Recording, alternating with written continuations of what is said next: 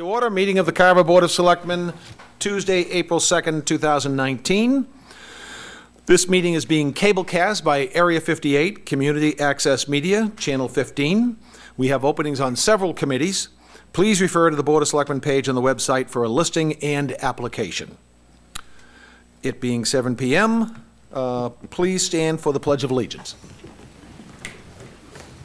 Pledge allegiance to the flag of the United States of America, to the republic for which it stands, one nation, under God, indivisible, with liberty and justice for all. Our community prayer, read by Selectman Dunham. Almighty God, humbly we pray your blessings as we concern our life with the opportunity to serve our community. Enhance us with your spirit of dignity and selflessness. May we become instruments of support and understanding as we seek to bring an environment of trust and purpose among all who provide the many services that make us all that we can become. Help us achieve the goals of our commitment to this office that is now our responsibility, and especially we lift our prayers for all the citizens of our community that we have been allowed to serve, that they may discover the fullness and joy of life that we all seek, and keep those serving in our armed forces and our first responders in our hearts and thoughts. Amen. Amen. Now it's time for Carver citizen participation. This is a moment when we invite citizens of the town to step forward. We set aside 10 minutes at the start of every meeting. We ask each person that wants to speak to not speak for more than 3 minutes in order to give other folks the opportunity to speak. Was there anyone that wanted to speak to the board this evening? Okay, there being none, we'll move on to the next item. Chapter 61A, request for intended conversion of use of a large-scale ground-mounted photovoltaic installation, Silver Family Nominee Trust, 72 Center Street, map 70, lots 1 and 1 to 5. Anyone here representing that venture? Please step forward. Mr. Chairman? Yes. I'm an abutter to this property, so I'm going to recuse myself from it. Very well, thank you. I'd ask you to give your names and addresses and then an explanation of what you're seeking. Ed Silva, 72 Center Street. Josh Farkas with Borrego Solar. I represent the development company on this project.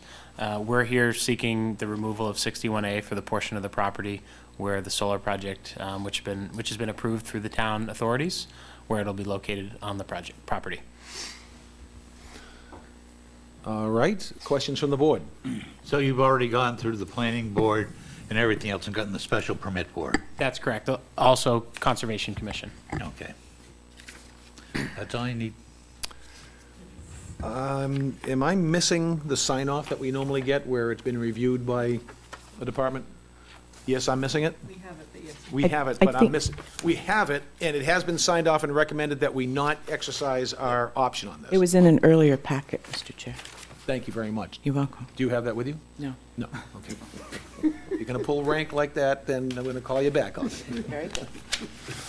All right, so essentially then it's been reviewed by the town department that normally does. They are not recommending that we exercise our rights under 61A. So what's the pleasure of the board? If there's no, well, let's go with the motion and take it from there. I move to approve. Second. Further discussion? Being none, those in favor, please signify by saying aye. Aye. Those opposed? The ayes have it. Congratulations. Good luck. It was harmless. Thank you both. Good luck with Eversource. Thank you. Would you say good luck with Eversource? Yeah. It's true. Always making friends. And influencing people. Okay, we move on to review and discussion on town meeting warrant articles. We've got 5 bullet points here. We taking these in order, Mr. Town Administrator? It says starts with review articles with Finance Committee is, Yes, I would suggest, I know the moderator was planning to come tonight, so why don't you start with the Finance Committee for all articles that need to be jointly reviewed by you and them? okay. And does somebody have that in front of them? We have a list of them. We'll just go right through. Let's see. Why don't we start with, let's see, the The Finance Committee voted on Article 2 tonight, 6-0, which has also received a 6-0 vote from the Police Station Advisory Building Committee. Article number 2 is a request from the Police Station Advisory Building Committee, Mr. Chairman. And I was just going to say, we have a separate bullet point to review police station-related articles. So are we going to, just we have review articles with Finance Committee, review police station-related articles amended or new from Police Station Advisory Committee, review and presentation on planning articles, review and presentation conservation articles, and all other articles amended and new. So I guess I'm just looking for, how would you like to proceed? that was my question. Do you want to just take them in order? We'll just go to, when, I thought that was being broken up specifically to do the police stuff on the Mr. Chairman, I'd recommend we just take them in order. All right, very That way well. it'll simplify things if you want to, I'll make a motion for that if you want. May I? Could I stop you? You absolutely may, sir. You are the chairman. Please proceed. First of all, I'd like to call our meeting to order with you Oh, guys. that's Of very the good. Finance Committee, with a Yes. joint meeting with the Selectmen. I'd like to see, I don't know how the whole committee feels, but I'd like to have us just take up the articles that we just dealt with in the last hour, if that's all right with you guys, and then anybody that wants to stay for the rest of the festivities, would be more than welcome to do that, but I think that makes sense. You guys have already been on duty for a while, so why don't we, if there's no objection from the, That's fine with me. from the soon-to-be Select Board. well, we don't know. That vote has not been And taken. plus it has Nice to, ring to plus it. it has to goes to the state anyway. That's true. But they've approved like 110 of them already, so. Doesn't mean they're going to approve ours. That's true. We are unique. Would, Mr. Jermaine, would you like to perhaps let us know? I had the same problem with Dave a little while ago, that's why. Would you like to walk us through what you've done, and then we can take it up on our side? Perfect. Article 2, as Mr. Malinowski said, the dedication of land for the new police station. We voted 6-0 unanimously in favor of this. Anyone on my committee that would like to interject? And just for clarity, I want to make sure I have this right. The Police Station Building Committee met last week and determined that they are asking, they're asking that this be added to the warrant. As of right now, we need to also approve this going into the warrant, I believe, correct? Correct. And what they've done essentially is they would now like town meeting to make the decision for the location of the police station. And what this article is saying is that the two votes that have been taken by the Board of Selectmen approved by a 4-to-1 vote, relocating the police station to where the existing playground is. This article is essentially asking town meeting to make that decision, and sort of in lieu of what the selectmen have done. So it's allowing the use of the Roby property, am I correct? I assume that some of this police station is going to bleed off into that piece of land? and- Parcels, the Roby property, Okay, so so the this, entire thing. this clears up any ambiguous language that's elsewhere floating around out there. The town already owns that land, don't they? Right. The town owns that land, and predominantly, and Dave, jump in at any time too, is that when we had our police station building committee, is that there have been some questions from the public as to, well, why doesn't the public get to choose the site? And I think the committee hearing that felt that, okay, let's put it out to a vote for the town to determine if they're going to allow the recommendation of the police station committee to go forward. I think we've all discussed this ad nauseum as to why the police station committee unanimously recommended this, why the professionals recommended, what the benefits are of putting it there, and why it's more cost-effective to put it at the recommendation of the police station committee. But their feeling is the best way to resolve this is to give everybody a chance to raise your hand for it or against it. And if you're for it, you're for the professional recommendation of the committee and the Carver Police Chief, Mark Dufely. If you're not supportive of it there, then what'll have to happen is the project will have to go back to be reviewed and started over again by the police station committee to determine what it will scale back, what it'll make accommodations for, and, how that's all gonna play out. So that's what the committee has asked. So is first kind of- first things first, we first need to, I think, vote as to whether we want to add this to the warrant. before we Mr. take Chairman, any I move we add Article 2 to the warrant. Second. Further discussion? Now, this is just to, just to get the warrant on the, Get the article Article on the warrant. We're not, this is Not- not a vote for or against against. Article 2. This is just whether to add it to the warrant or not. Mr. Chair? Yes. So I'm puzzled as to why this article does not have the phrase "or take any other action relative thereto." All the other money articles do. I And believe that was this at one the should be. request of the Police Station Building Committee because they simply want an up or down vote on the question as opposed to alternate sites being proposed. If people don't want it to go where the playground is, then that's the decision. I see. No money. I was going to say, there's no money involved in this article, Well, the way there I are read lots of it. articles on the warrant that have no money involved that we've always had, or take any other action relative thereto. I just have a couple of other points to make, too. I think the informational summary is misleading on a couple of counts. One, it says that if people vote no on this, that would cause a higher cost, most likely will include a debt exclusion. And I'm sorry, Mr. Chair, but if you look at the following article, Article 3, it's very clear that it's not going to involve a debt exclusion, that there is, if the town votes to reallocate these funds from various other places, like the elementary school, a variety of other places, the library project, the water line extension. If you read that informational summary, it brings the amount up to 7.6 million. So I believe that this is really a bad idea. It makes us look bad to be explaining this article in terms of a debt exclusion. I think it's kind Well, of can we? it's a scare tactic. I'd Just- like to see that out of the informational section. Let's take that up, let's get the article in first, and then we can discuss the summary, because if the article doesn't make it in, then there's no summary either. All right? Anything else relative to adding it to the warrant? No. All right, motion made and seconded to add this article sponsored by the Police Station Advisory Building Committee to the warrant. Those in favor signify by saying aye. Aye. Those opposed? I opposed.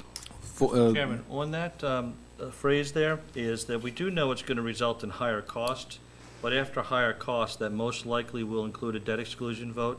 I believe that can be stricken from this without impacting the intent of the building committee. So to Sarah's point, I think that second phrase we can strike from the informational summary. Okay. And if I may? Well, all right, now, so let's get a motion and a second on Article 2, now that we're actually considering it. You just did. It was 4-1. No, now to vote on us, Oh, make a recommendation. I see. Mr. Chairman, I move we recommend Article 2 as in the warrant that we've added to. There a second? I'll second that. Further discussion? There you go. Thank you. So in the paragraph, the second paragraph of the informational summary, it talks about that in the public meetings that the police station building committee had, that it was suggested this site where the playground is, the Center Street site, is a prime location and the most cost-effective. I feel compelled to bring up the 2013 Collins Center report that the town paid for to site our police and fire stations. They gave at least 3, if not 4 reasons why Center Street was a bad site for any public safety facility. And one of them was the wells. There's 3 wells out there, and it's more than just the 250 wellhead protection area. There's 700 to 750. If you watch the video, it's online. You go to YouTube, Area 58. It's right there. Marcia Lamboy from the Collins Center explained all the siting. And there's a huge area that can't have either impervious surface or contaminants, like oil dripping out of cars and things like that. Well, I mean, my understanding was that they would not be invading that space. Well, it's not clear, is it? I mean, no one's, It is, they know where the boundary is, the 400-foot boundary. no one's paying any attention to the Collins Center report right now. No one has heard, Well, the unless you, Collins Center report, it just recommended it, as I read it, because I read through the entire report, it didn't actually go out and do site surveys, and when it recommended it to go where the old police station is, it didn't take into account what design the police station might be, they had an architectural firm, John Reinhardt Associates. with And no consultation with the police. yes, they did. Ron, Then They the did. the current design does not fit over there. be that as it may, they had architects looking at their site, they had professionals looking at that site, and they had professionals looking at the Center Street site. And so, again, once again, then we're talking about site distance, possibility of having to put up a street light. There's a whole slew of reasons that they give. And my suggestion that we have in here, this including a prime location, is again misleading. It's not a prime location. It's the location this building committee decided to use. I think it's the building, it's the site location that, based on the available space, they have determined to be the best location or the prime location for the station. And Mr. Chairman, may I please point out the Collins Center report was from 2013.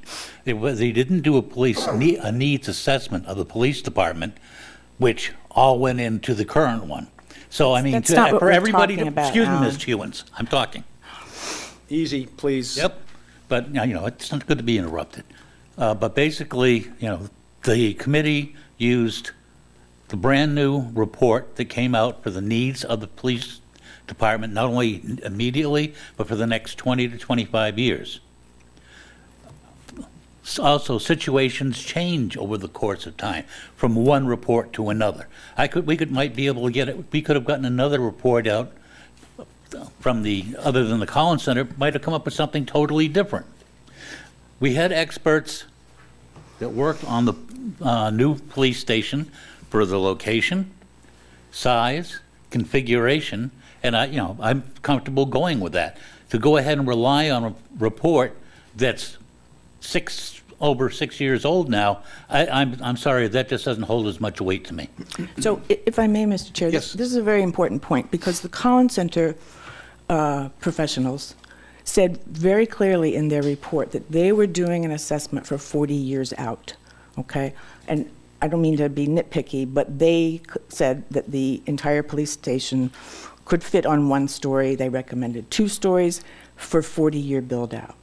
And on that, the design that the current Police Station Building Committee has come up with is actually smaller than the ones laid out by the Collins Center people. Still does not fit in the location of the old police station. Ron, I'm just telling you what the report says. I okay? understand, but I... And so, Okay, all I'm I mean, saying all right, I is, mean, we can it- disagree about where this should be located. I think it's misleading to say that the Center Street site is the prime location. We spent a lot of money having the Collins Center for Public Management out of UMass Boston tell us that was a really bad site for a public safety building. I'm just, I mean, I read the same report. I didn't come away with the same level of negativity that you have. well, maybe you should look at the location. tape of the special town meeting 2013. It's not that long. Well, no, I understand, but I also know how to read as well, and I read the report, and it didn't come across in the report Well, that there's way. even more information on what they told us at town meeting. And at any rate, I think what we're talking about here is the design of the current building and its location. So when there's a reference to the best location for the police station, it's referring to, based on the current design, the best location for the current design is where the playground is located. That's what it's trying to say. So if we want to add the phrase, based on the design of the police station building committee's recommendation, the best location is where the playground is, something on that order? Well, that would certainly help, because this really implies that it's the only place it can go, and that's just not correct. It's the only place that design can go.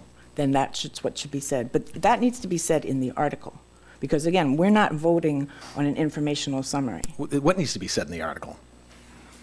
That's where the design, you don't get into the design in the article.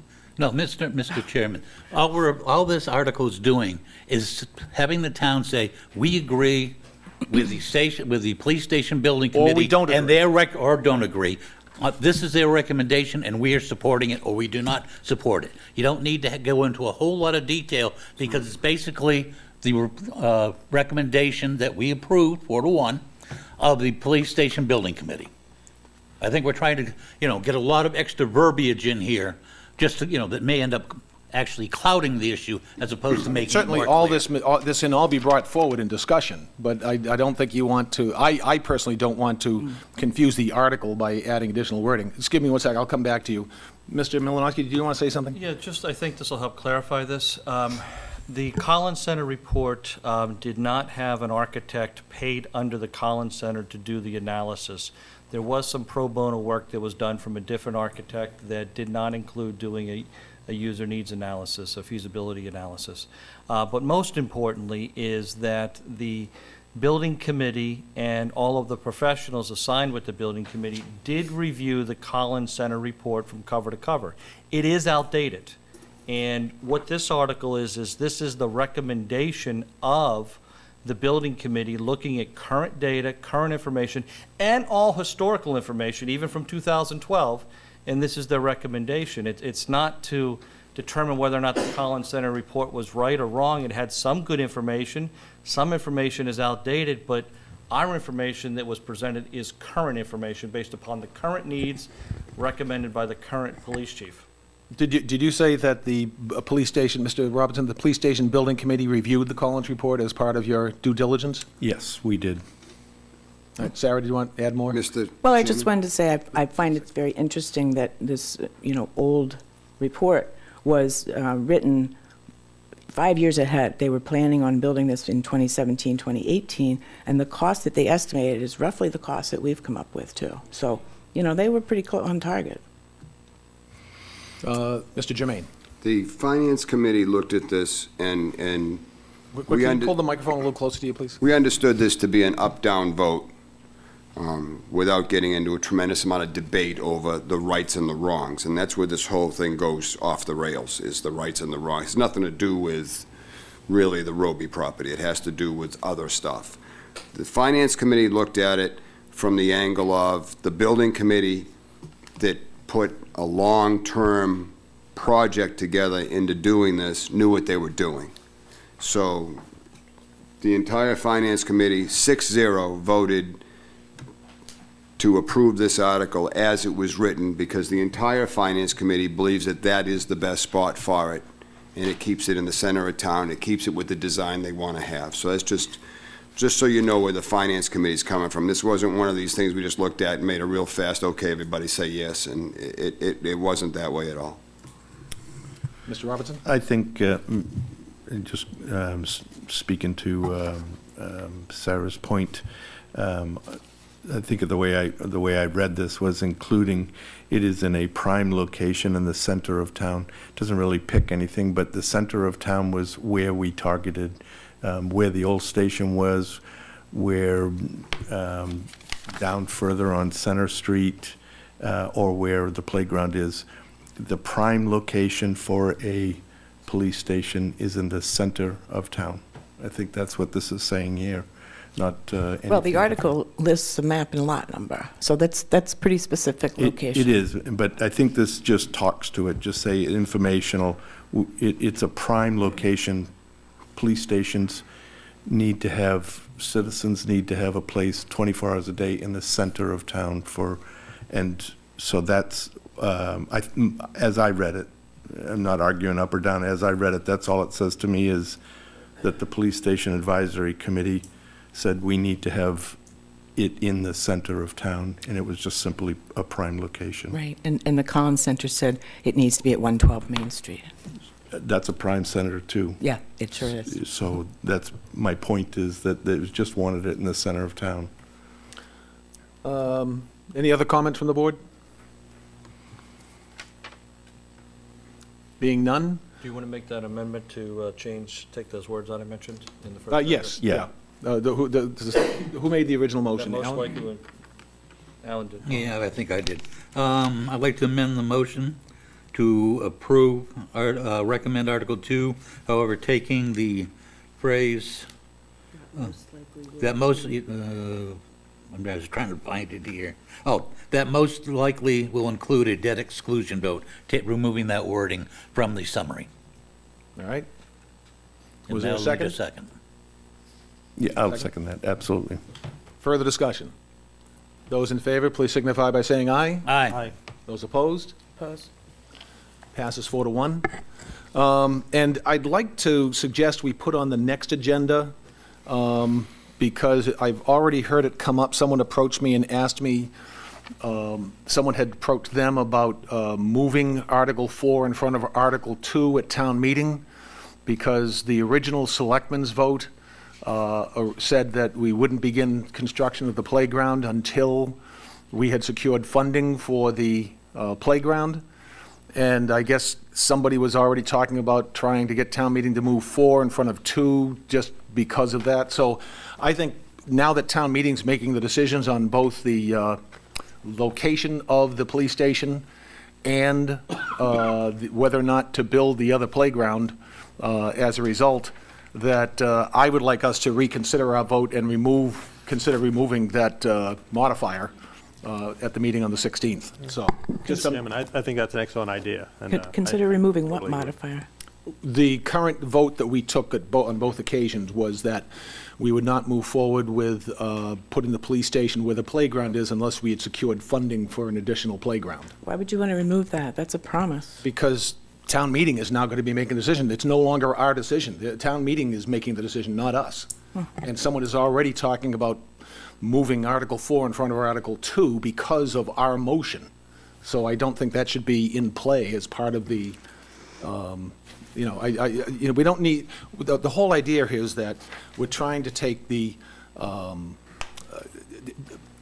selectmen are now out of it.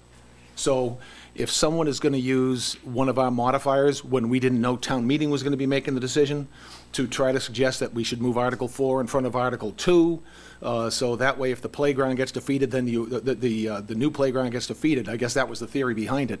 And I think if town meeting's handling this now, we're out of it. So I just think we should remove, just for clarification purposes, vote to move forward with the playground, but now town meeting's making the call. So when are we going to know the exact order of the articles? Well, we're doing it now. So I thought you said Article 4 was going to be moved before Someone was going to Article 2. suggest at town meeting that Article 4 move in front of Article 2, because the way our original motion was constructed by the Board of Selectmen, it included the modifier that we wouldn't move forward with the playground unless funding had been secured for an additional playground. Now town meeting can make all the decisions. But this Article 2 vote is not on funding, Ron. I realize that. I'm talking about this coming up. I'm asking to have this put on the agenda for our consideration at our next meeting. Mr. Chairman, if you want, I'd even make a motion to put that on the agenda for our next meeting, because I agree with you. So I think we need to have a more vetted discussion on that. So I would strongly recommend that, yes, we have I mean, I that. don't think we need to take a vote on it. I think we just Okay. asked that it be on the agenda. All right, so that's Article 2. Article 3, reallocation of funds for the police station. Mr. Jermaine, how did your committee work on that? The vote was 6-0 to accept it as written. There was some discussion getting into the library, HVAC, the explanation that Dave Siedentoff is, we're going to look at some alternatives to that. What we have there will last over a year. This is part of the bond already, so it's a reallocation of some of this money. Meg explained it pretty clearly. Anybody on the committee have anything? And we approved it 6-0. And so Right. just to expand on that, Mr. Chairman, with the two articles that are there, I want to go over those first and then get into the substance of the article. The first is the HVAC authorization done in Article 5 at the 2018 annual town meeting. And at that point, when Dave Siegentoff took over the position of being Director of Operation and Maintenance Department, he was left with a plan to upgrade the whole HVAC system in the library, which, is nearing its useful life. And with that plan, since the town meeting vote, he's been looking at it in more detail and determined that that's not the most cost-effective way to revamp that system. I think, as we all know, Dave's background is in HVAC, so he is our resident expert on that. And with newer technology and split systems, there are other alternatives that can be done to upgrade that system and make it more energy efficient and more cost-effective from a construction standpoint. That being said, is that he's brought some designers on to relook at the mechanical systems there, and they're going to be doing a study over the summer and fall to come up with analyzing the different solutions. He does not anticipate needing money until next year to do any work on the property. He has the systems up and running right now, and he says, I'm not going to get 5 years out of them, but I'm certainly going to get a year plus out of operating them with the upgrades that he's done just with some small mechanical stuff. So that being said is that he no longer needs that money right now, and he wouldn't be spending it right now because he's restudying that. The second article is with the DEP water line. With the closure of the North Carver landfill, we were advised by DEP last year that they were going to require us to extend the water line. Unfortunately, I think as people know, that was a lengthy discussion at town meeting for over an hour on betterments, which were never proposed to be part of that. It was just proposed to be built by the town out of free cash. Our testing results that have been done and shared with DEP are coming in very favorable. There's no contamination in any of the properties. All of the systems have worked, and there's no need to extend the water line at this time. So therefore, that $300,000 is no longer needed. And has DEP signed off on that? DEP has all the information. They have reviewed it. They never sign off on things because things can always change, so you never get an absolute from them, because in 5 years from now, you could have different testing results that say, oh, you know what, we want you to come back and do this because something's changed. So I don't want to ever say there's an absolute in this, but right now, there's no need to build one. And that's where our LSP has advised us on this issue in consultation with DEP. So that then means we have about $1.4 million of projects that can be reallocated. With that, Bond Counsel has written this article and would allow us to put this into the police station. So now let me talk about the police station. When we went forward and received funding in 2016 and 2017 for a total of $255,000 to begin the process, we then went to town meeting last year and received $4.9 million. So it gets us up to about $5.155 million. And that money was, as was stated multiple times and at every public meeting I can speak at, is that was the first phase of the money. That was enough to get the project started. It would be the last borrowing we would anticipate doing on this project. And as such, that was approved at town meeting. It was also stated that we were going to need additional money as the designs went forward. And those additional funds would come out of saving some other projects, which we know there is going to be some significant savings from the elementary school project, which I'll talk about in a second. And then other one-time one-time cash items such as free cash or capital outlay to pay for the rest. And we would piece that together over time based upon what the needs are. Again, just using prudent financial analysis on this. Don't borrow more than you need if you can pay for it in cash. That all being said, is I think it's Appendix L in the warrant, and as highlighted here, when we look at the site cost, that's approximately $1.1 million. When we look at the total building, it's about $5.8 million. When we look at the estimated outbuilding, it's about $700,000, so it gets us to about $7.6 million. There's probably going to be some additional funds for furniture and fit-out that'll be added into that as well. So that's, in essence, what we're looking at for total cost of the project. So with that, what we do know is with the elementary school, again, the original elementary school was going to be $67 million. We were able to get it down to $52 million. It's going to come in at final closeout around $48 million. What that's going to mean is we're going to have an additional $1.1 to $1.3 million of surplus revenue when that project closes out, which is great news. I mean, again, it's one of the most cost-effective, it is the most cost-effective elementary school in the state, particularly with the durability that we have with that. So that's great. We're going to have $1.1 million available. Now, the issue is a timing issue, and Meg and I and Town Council and Bond Council and DOR have all been working over this for the last few weeks. The problem is that our final reimbursement from MSBA won't be coming in until after the first of the year.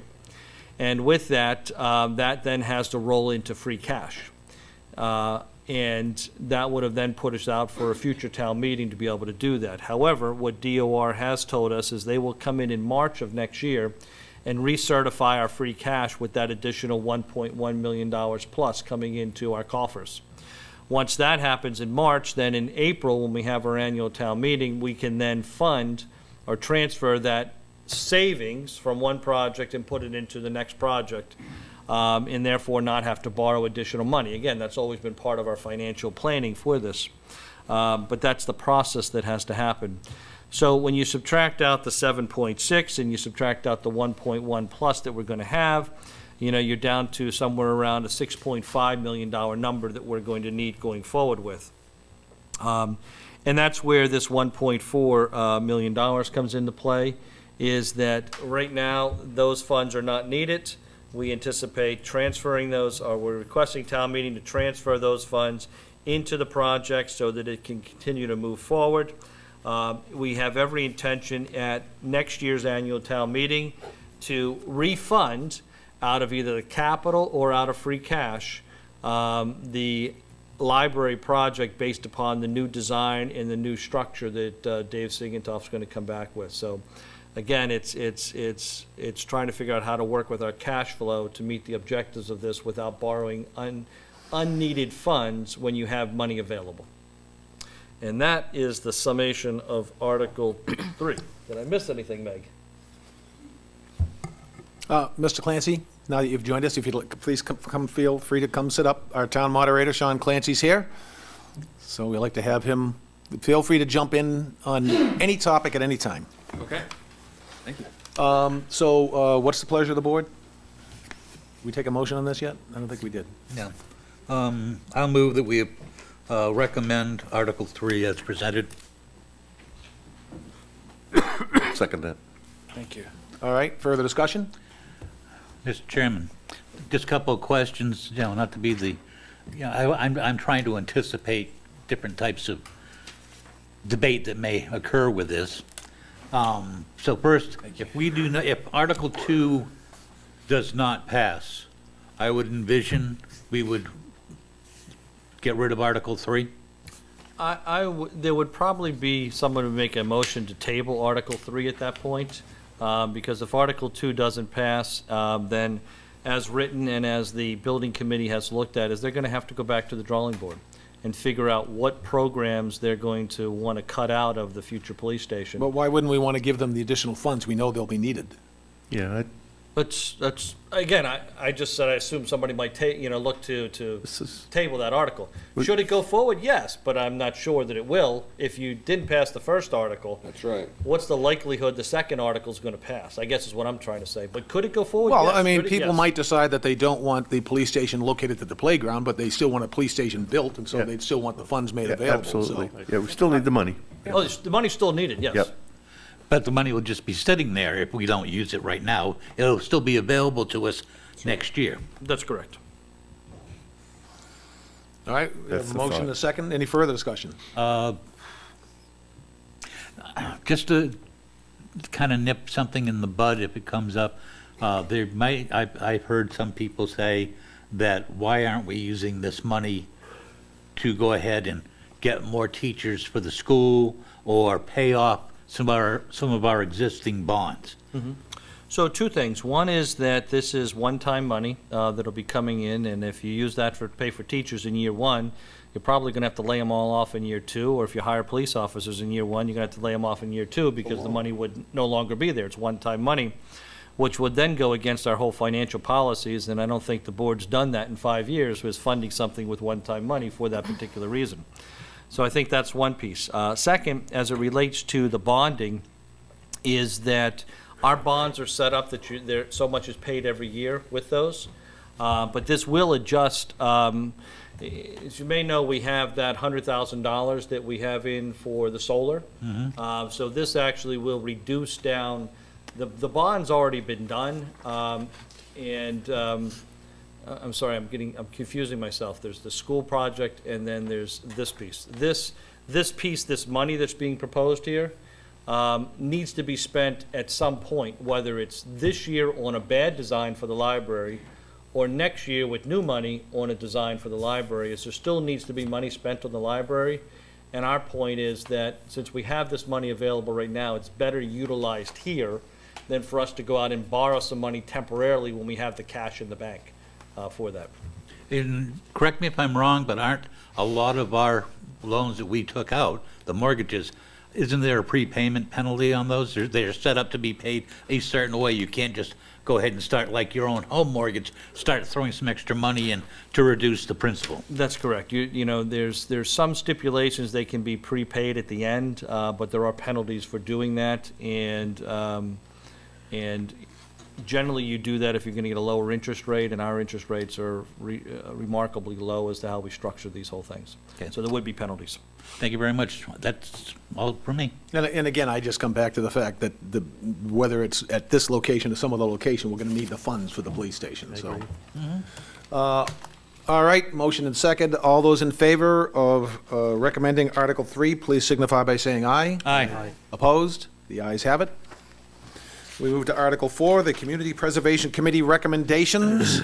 That was already done by board? Mr. Chair, if I may? Yes. If you look at our recommendations, it doesn't have a recommendation for Article 3, Parts C and D. I mean, we might have voted on it, but it's not here. And also, you did tell me that I would be able to talk about the wording again of these articles, even though we went through this at some length on March 19th. So Article 3, We'll just go back on, where are you pointing out on the article? at the end of Article 3, where it says recommendation, Board of Selectmen. Article 3, okay, you're talking Article 3. Part A, Part B, and then it doesn't say anything about Part C and D. It says B-D, so it's B through D. Okay. 5 to 0. You're talking about Article 4. How No, many? no, no, no, my mistake. Sorry, Article 4, you're right. Okay. And my mistake on that. So, but back to the wording of the article. I don't know about you, but I'm very uncomfortable voting on $90,000 for other and site improvements. I'm not trying to make those words mean something. I want to know what they mean. So I think that's a fair sum to be voting on other and site improvements. Excuse me, Mr. Chair, are we talking Article 4 now? Article Yes, 4, we are, Part D. Alan. Okay, have we made a motion and seconded yet to get into discussion on it? We've already Well, voted. we've already voted this one, Oh, so okay. it's just, I think. So we're going to reconsider? Sarah's asking whether or not we would like to reconsider trying to be more specific on the explanation of Part D. No, not the explanation, the actual wording of Part D in the article. 90, You're not satisfied with the wording? That's what yeah, I'm saying. it means nothing to me. I don't know about the rest of you, but $90,000 for other and site improvements? I don't even know what that means. Mr. Chairman, Yes. the Finance Committee didn't even get into this article at all. Do you not want us to continue on with our stuff, and then you can come back and beat this one All to right, death? Do you want Sarah, us just do you to mind if we stay come in on back? this? No, that's fine, as long as we address this Yep, at some okay. point.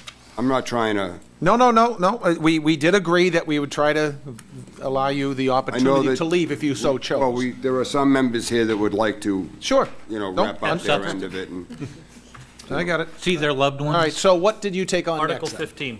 Article 15. 15. Zipping right along.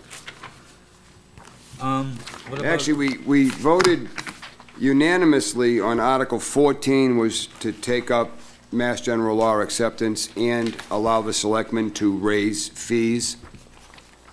But it came back that that had to be broken up into 2 articles because you can't modify Mass General Law. So the first part of our approval was to adopt Article 40, Section 40, Chapter 40 of the Mass General Laws, and Town Council said they had to bring in Article 15 to define how the town would administer. So originally, we had this written together, and then it Yes. was separated. And it got into the separated two. because we needed a method by which you could do this. Okay, so we start with Article 14 then. Article 14 was already approved by the Finance Committee 5-0. That's when we met with Laurie Hinault. Yep. And we approved that fee increase, and we approved that the committee members should come and come before the board, and the Board of Selectmen could raise those fees. But it runs amok of the wording in Chapter 40, I so don't believe we've taken it up yet, have we? 14? You took 14, you did vote Yes. 14. We did You were vote 14, unanimous so we on need to 14. consider, we need to consider 15 then? Right, because So it was a fif- combined article, now they've been bifurcated. Okay, So it had two parts, and town council needed to separate those, one mass Okay. general laws, one bylaws. so we have already recommended 14, and now, you And want we to... have already recommended 14. We go on to 15, which the Finance Committee voted 6-0 unanimous on. This was a method by which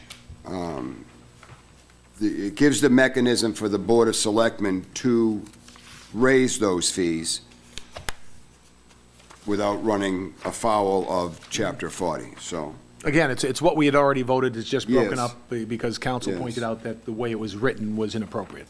And it was not a free ride for the selectmen to go and do whatever they wanted. This made a lot of sense when Laurie came to us and talked to us about why she wanted to raise one particular fee from 25 to 50, because it actually cost more than $25 to perform the service for the town. So it made sense to us. Even though it does read that it allows licenses and permits and so forth, but it opens it up that it will have to have a public, not a public as in advertised in the newspaper, it'd have to be on the agenda. It would become an item to take up for the selectmen, someone could get up and be opposed to it, you could take your input like you always do, and then it would be an open and public hearing as to whether you approve those fees or not. So we were on board with that. Okay, thank you. Mr. Chairman, I make a motion that we recommend Article 15. Second. All right, now we'll go to discussion. If I may, so, Mr. Germain, in Article 15, did you reference a Mass General Law chapter? I thought I heard you say a separate one from Chapter 40. So Chapter 40, Section 22F. So it's the same, Yes. same as in Article 14? Yes, it's the nuts and bolts of Article 14. We were not allowed, correct me if I'm wrong, Mr. Malinowski, council said we were not allowed to modify, obviously, state law. Yep. So we institute Chapter 40 for you guys, and then we have to give you a mechanism by which you can do it. And that's what Article 15 is. It's just the definition of how you go about changing a fee. So basically, we have to adopt it first, then we can go ahead and get into. Because prior to I've learned that, the it anyway. fees needed to be changed at the annual town meeting. Well, if we had a town meeting in April and we had a massive fee increase in something that cost us a lot more money in June, we couldn't do anything with that fee until the next town meeting. So this puts some constraints on, you can't go crazy, but it lets the selectmen stay up to date and move things along a little faster. You know? So, excuse me, shouldn't Chapter 40, Section 22F be referenced in Article 15 as well? It is. It's in No, the it's- informational Yeah, summary. in the article. It doesn't need to be, because it's already been adopted by the previous article. Well, I don't know. I mean, this was taken apart by town council. He separated the original article into these two, so I think what he's saying is if you approve 14, then that's, allows you to then do Article 15. 15 allows you to go forward. If you turn down 14, then 15 is, Null and void. yeah, pretty much. I guess if we could perhaps just run it by council and say whether or not Chapter 40 needs to be referenced in Article We 15. will ask him if he drafted this correctly. Okay, thank you. All right, any other discussion? Mr. Chairman, Yes, sir. I'd like to then modify my original motion to recommend Article 15 pending any modifications of having to add the state chapter and section as deemed by town council. Okay, Second. further discussion? Being none, those in favor signify by saying aye. Aye. Opposed? The ayes have it. Where to, Mr. Germain? 16? I think we did 16 was, we kicked that can as far down the road as we could. 16 went to a table, and we're going to take that up at town meeting. We'll have a finance committee meeting, the usual 45 minutes beforehand. There was still some wording that was being worked out with council, was how it was explained to us, so we didn't think there was any, we didn't have all the information to be able to take it up, Okay. so. Mr. Chairman, I move we go ahead and table Article 16 and have a special selectmen's meeting just before town meeting to go ahead and make a recommendation at that time. Well, we might be able to do it at a meeting on the 16th. Well, Okay. can I, if I could just jump in Sure. here, because what we need to do is, all right, let me think here. This is pretty much the final time we have to add articles to the warrant. And let me just describe what the purpose of this article is, and we're just working on the language on that. And the language is just going to be the spreadsheet as to how this is all done. In essence, when the town liens property and then takes property for tax title, the treasurer then goes forward and sells the property, puts it into an auction, and we're planning to have an auction this June or so to auction off some surplus property, including land of low value. Now, with that, we had a TOPS committee meet today, and the TOPS committee consists of the finance director, the treasurer collector, the assessor, the planning director, the Concom, myself, the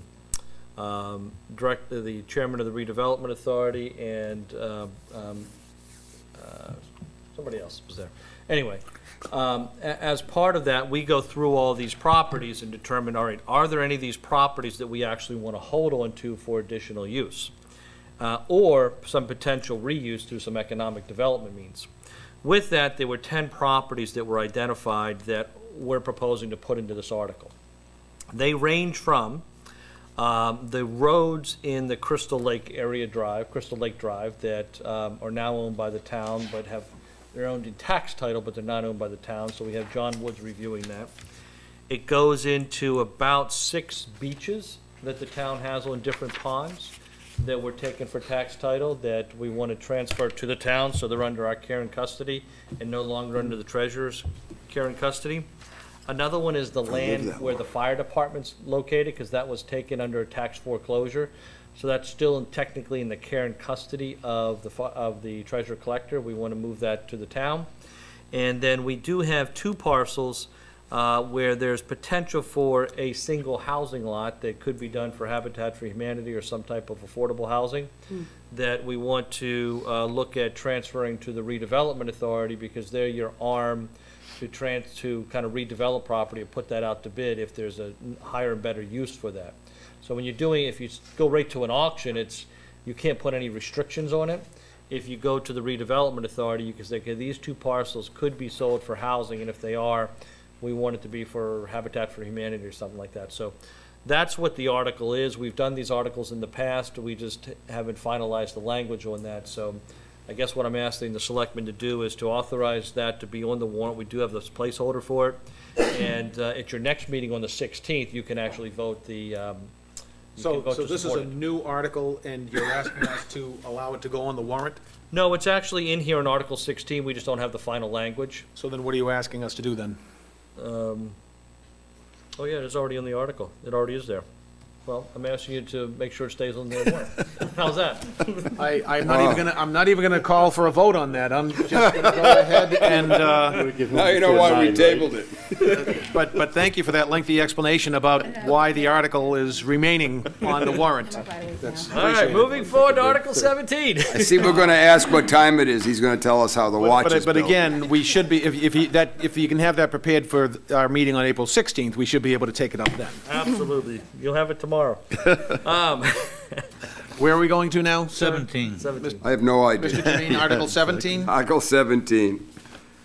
There is a change in the informational summary. We voted to change the word to of. It's in the, I don't know, about halfway down in that paragraph. However, it is anticipated the structures will be built free to charge. It should be free of charge, just to prove to you that we really read the thing.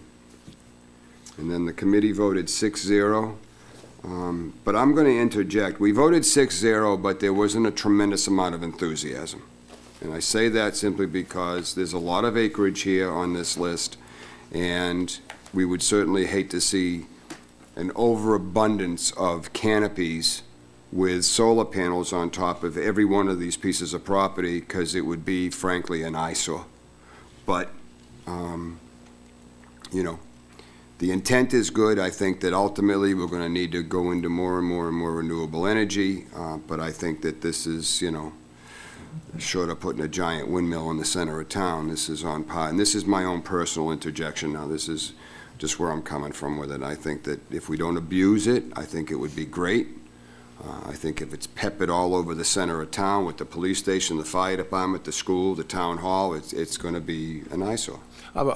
Just to that point, I've been through a couple of office parks where it's becoming very common. Sure. And it can be done attractively, so that That'd be great. it's not an eyesore. So And it keeps the snow off your cars in the wintertime and the rain off your cars in the summertime and the rainstorms, and I understand all of that. Okay. So it was a 6-0 vote. You're all done. It was a 6-0 vote, and we're all good. I'd like to hear from the Board of Selectmen. All right, so thank you for that explanation. You're welcome. Let's get a motion and a second for the purposes of discussion. Motion to approve. Motion to Second. approve, second. Further discussion, members of the board? Mr. Chairman, this is a real picky thing, but we do not have any firehouses. We have station numbers. So I would like on the, where it says firehouse number 2, that should be fire station number 2. And the last one at the bottom should be just fire station 3, not the South Carver Fire Station. You trying to pick on us because we found the word "to" and changed it to "of," so you needed to change the No, actual... like I say, having, 20 years on the fire I'm department. just curious, it's, We'll make sure we change the field cards too in the assessor's office. Please do. Sarah? Yeah, I just actually, surprisingly, I agree with Eric. Alan. I know who you are. I know who you are. Eric Germain. No, Thank you. Alan Germain. I like Did the you say idea. you surprisingly, did you say? Believe me, I'm just, watch. I'm giving him a hard time. So, I mean, It's his birthday. Oh, is it? Well, I like this. Must be the only reason why she agrees. I'm so sorry to interrupt you. Moving Okay. on, please. Yes. So, I mean, I obviously like this idea, but I also agree that it needs to be done properly, because it could be an eyesore for sure. And I agree with you, Ron. I've seen it done very well. You hardly notice that it's there. And it's a great way to save money. Yep, absolutely. And that jurisdiction will be under the Board of Selectmen. Sorry, you weren't solicited. Correct. Would that be, actually, wouldn't this be going under the planning board? No? They would be able to get away from this? I would Can I expect. answer that question? Sure, go ahead. No, this is not a solar farm. This is not a ground-mounted solar farm. This is nothing like that. This is a carport. These are structures. Instead of putting asphalt shingles on the carport, you'd put solar projects. So this is strictly a building permit that'll be pulled for these.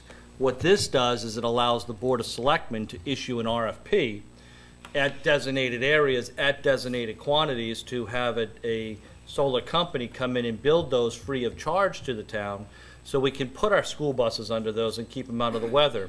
So if you go to, just briefly here, to Appendix K, which is the campus plan, on the back of the police station, there's an area where there is proposed to be a carport for like 10 cars.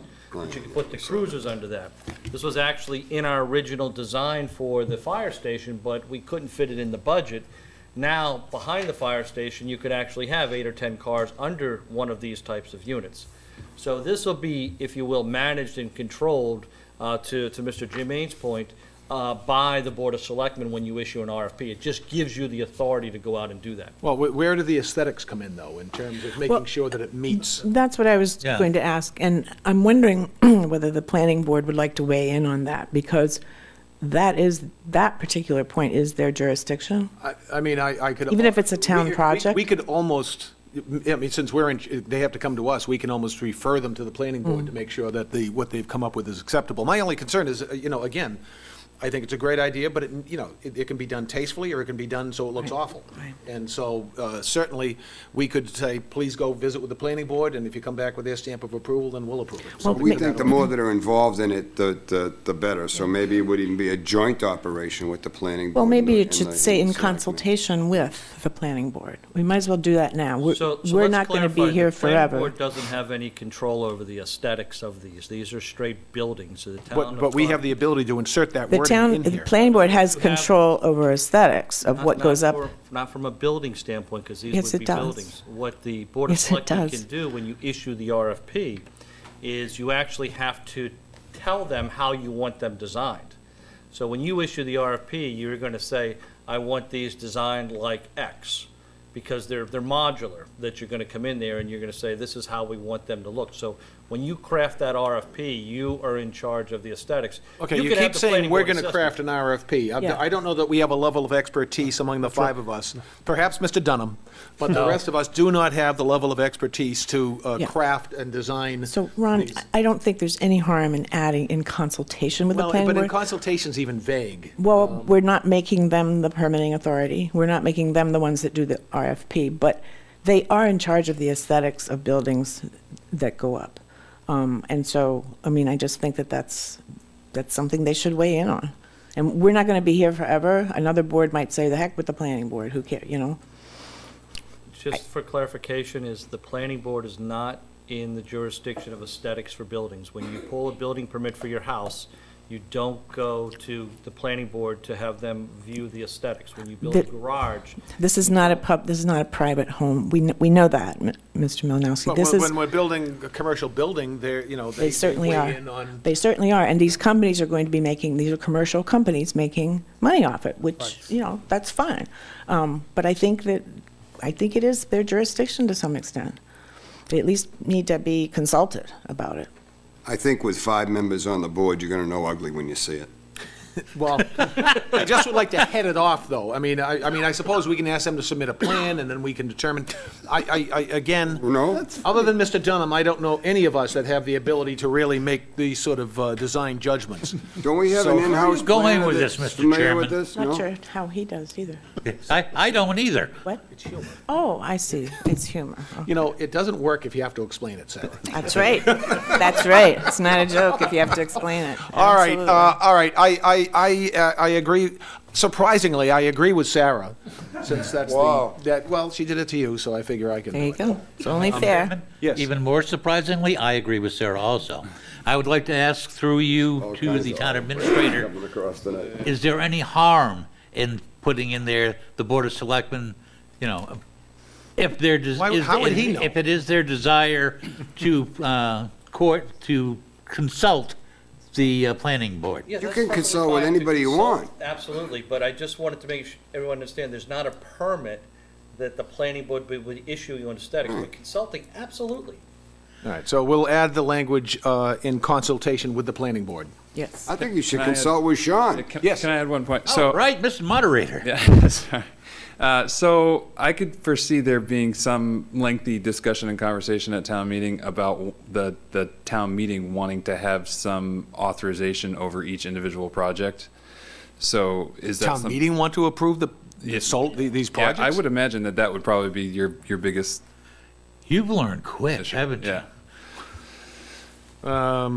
I mean, that would seem, they don't normally approve individual building projects. Well, we do for like the police station or the. Well, right, Yeah. but I mean, these are smaller things. I mean, Right. when someone's doing a small commercial. I'm just throwing it out there. No, I'm no, not- you're I'm you're not right. trying to- I'm just- I would never yeah. rule anything out. You're absolutely right. Right. And in which case, we'll just have to hope that reason pervades, and. Right, or but I think prevails. that's going to be one of your larger obstacles, because in some, it could be construed that they're transferring a lot of power to you guys to dictate where these structures are going to be built, how big they're going to be, what they're going to look like, and so on. And I think some people are going to they're going to see in advance where these structures are going to be before they approve them. Yeah, I think it's possible that some people may misunderstand exactly what we're talking about, and that could be perhaps the issue at town meeting, is maybe people Sure. not have a clear view of Well, exactly. and then perhaps maybe when we add in consultation with the planning board, that might assist in allaying any concerns. I would think so, because town meeting voters aren't stupid. Right. No, they're not. They can figure stuff out pretty Right. easily. So I think this will help, adding that consultation phrase. So You'd who- involve the Conservation Commission if any of these structures interfered in the wetlands, especially like down near the bus garage or something like Right. that. You'd have to get involved with the Conservation Commission. who made the original motion? I did? Okay, I guess I did. Do you want to amend that to add, I Mark did? did? Okay. I will amend it to include the wording in consultation with the planning board. I'll second. Okay. Any further discussion? Being none, those in favor, please signify by saying aye. Aye. Opposed? I would throw it back to you. Do you want to perhaps reconsider your vote on that and add that wording to your vote? I make a motion to add the language of, in consultation with the planning board, to Article 17. I would second that. Motion made and seconded. All those in favor? Discussion? Really? Really? Well, I like the vice chair calling the chair and the Go right ahead. procedure. So forgive me. Discussion. Oh, man, that was. Gonna be one of those nights. All in favor? Aye. Opposed? Okay, we can take the wording. Okay. Hook, line, and Wow. sinker. You reeled it right in there. I like it. Just lost my vote. Nothing happened on Article 8. Oh, no, we have a new Article 18, No, we right? tabled Article 18. Didn't we? Yes, Well, we had something it's all about handed to you. us tonight. It's all about me, that's right. Did you get the new handout for Article 18? Did. But you still tabled? We tabled it because. It's not wording. Because we tabled it. The wording isn't The wording isn't quite complete done yet. yet. Okay. But the feeling of our board, one of the reasons for tabling is that personally, I think that, and I think that you may have a problem with this at town meeting, of locking down one contractor. We talked about this. I like the idea that I had Dana, I now use Nauset because Dana sold. If I don't like Nauset, they're out and I get Joe's. The whole So- purpose behind that, Alan, was just, do you mind if I talk? No, feel free. No. You lost control of this meeting a long time ago. The whole purpose was just to give the decision-making power to the citizens. Where do they want us to go? My personal opinion is good. I've been in many committees, but, we've learned through history that it's better to let the town decide. As Sarah said, they're very smart. So we thought we would table this. It just calls for a Board of Selectmen vote, but Mr. Malinowski asked the Finance Committee to weigh in. We're going to table it. We'll take it up the meeting just before town meeting, in that, that quick meeting, which will give you guys a chance to hash it around and see what you want to do with it. And it's a non-binding vote, so It's- town meeting yeah. is not making a decision. It's almost asking them if they want us to explore. Given direction. It's a what do you think vote. Yep. Mr. Chairman, I'll make a motion that we recommend Article 18. Is there a second? Just for the purpose of discussion. Okay. Is Okay. there a second? Yes, I'll second that. All right, Concept. discussion. The Mr. concept. Chair, it needs the phrase, "or take any other action relative thereto."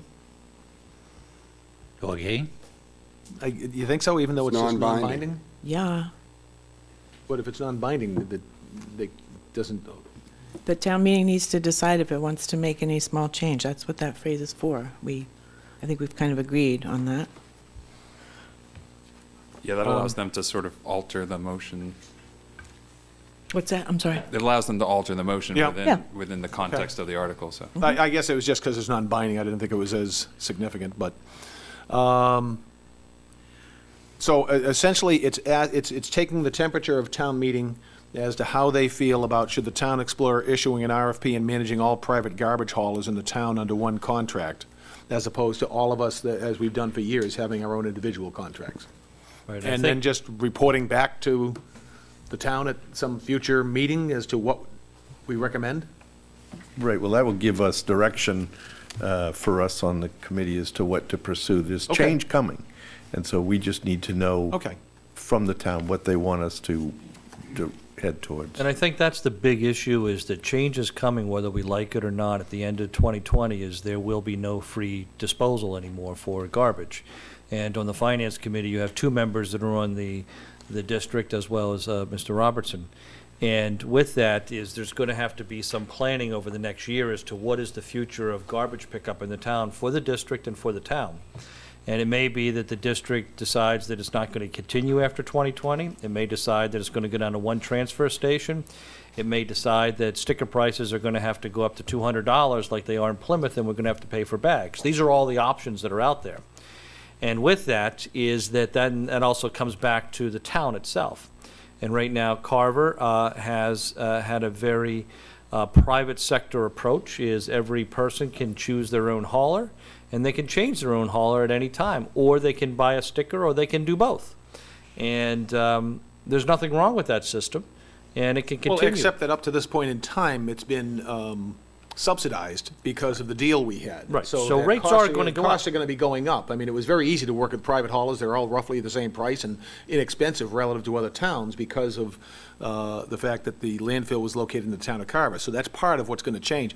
Yeah, I have no problem with the article. I guess I just wonder, couldn't you just do this with or without the direction? I mean, you could explore this. Well, Or basically, you're trying to, if town meeting comes back and says, no, we want to keep individual haulers, then you just won't even bother exploring the idea of one contract? Right. Yeah, if I could Okay. just finish, if a yes vote would say, okay, through economies of scale, that if you put out a townwide RFP, that you're gonna get one hauler to come in, and that hauler is going to hopefully be able to charge the least amount, and then you'd have everybody on their quarter tax bill would pay 1/4 of the rate, and it would be the town that would be paying for the fee through an Well, additional fee that's to not the quite town. what this is saying, because this talks about an RFP managing all private garbage haulers. Doesn't seem to be saying getting rid of all require the an private additional haulers and going fee. to one. Correct. Listen. The article needs a little better. Oh, yeah, we totally agree. language. With the concept is what we're trying to get on the warrant. I'm just saying, the way it's written, it's not like going to single payer,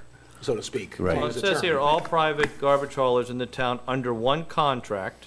Right, but that would imply that you'd have 15 different haulers coming together and they're having to agree to, but they'd still be private haulers. Okay, so we need to clarify that language, so it's only one hauler.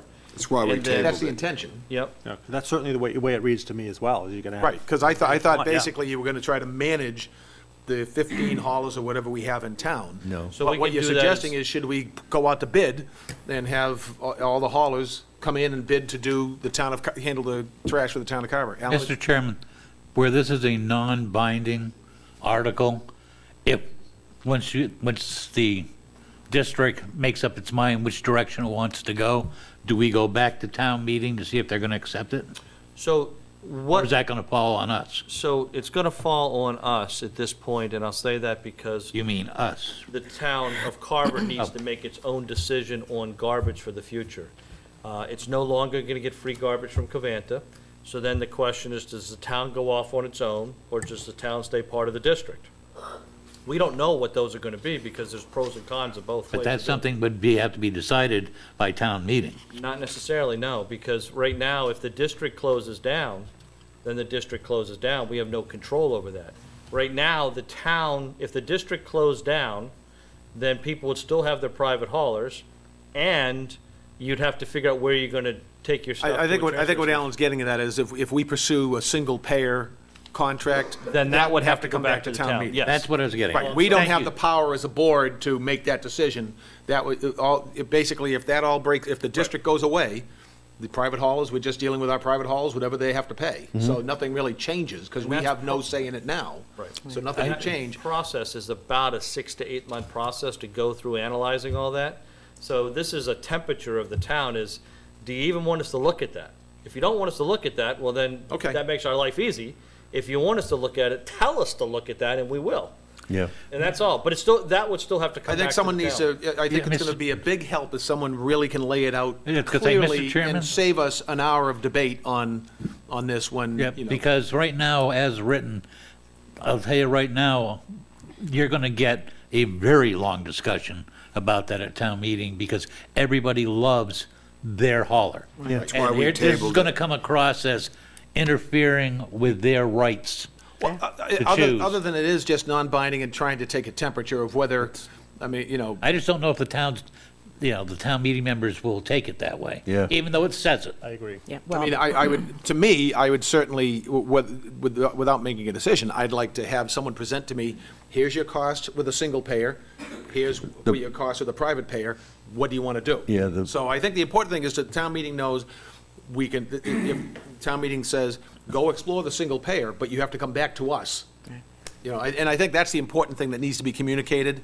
It's not giving the Board of Selectmen any power to make decisions. Right. It's just, do you want us to give you the choice of single payer versus what we have now? So maybe that should actually be in the article. so people know what they're voting on? Yeah, I Yeah, think- Mr. Chairman, I have to agree, because as this article is written now, there's no way in heck I could support it. Yeah. Yeah, I think it needs to be Because- clarified. It's very So let's- ambiguous right now. So was there a motion to table this article? I move- Actually, what you need to do is place the article in the warrant and come back at your next meeting to vote. Okay, so this one isn't in the warrant yet. This one is not in So the you want a warrant. This- placeholder for this, and then maybe in the 16th, we'll get the wording. Right, because we were going to have an article for the airport for the tax overlay district, which was Article 18. That's now been withdrawn by the applicant, so we're proposing putting this in that place.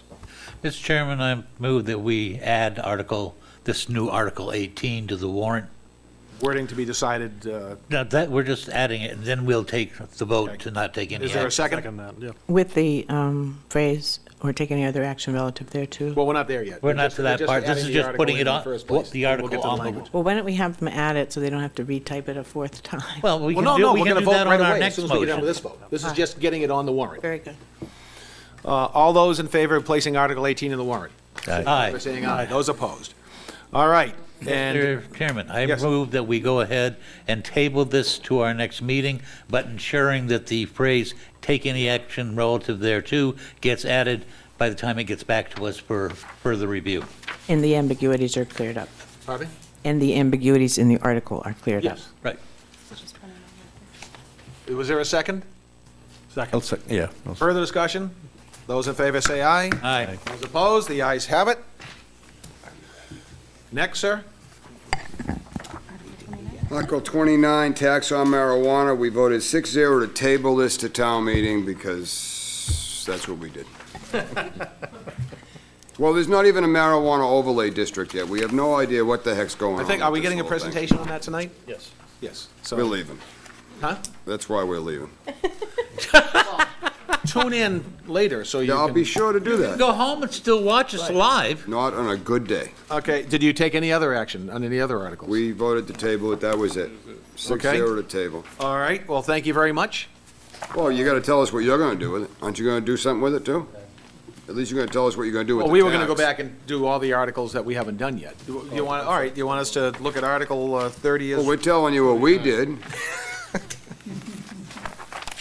Well, see, we're going to be getting the, you're talking about Article 30?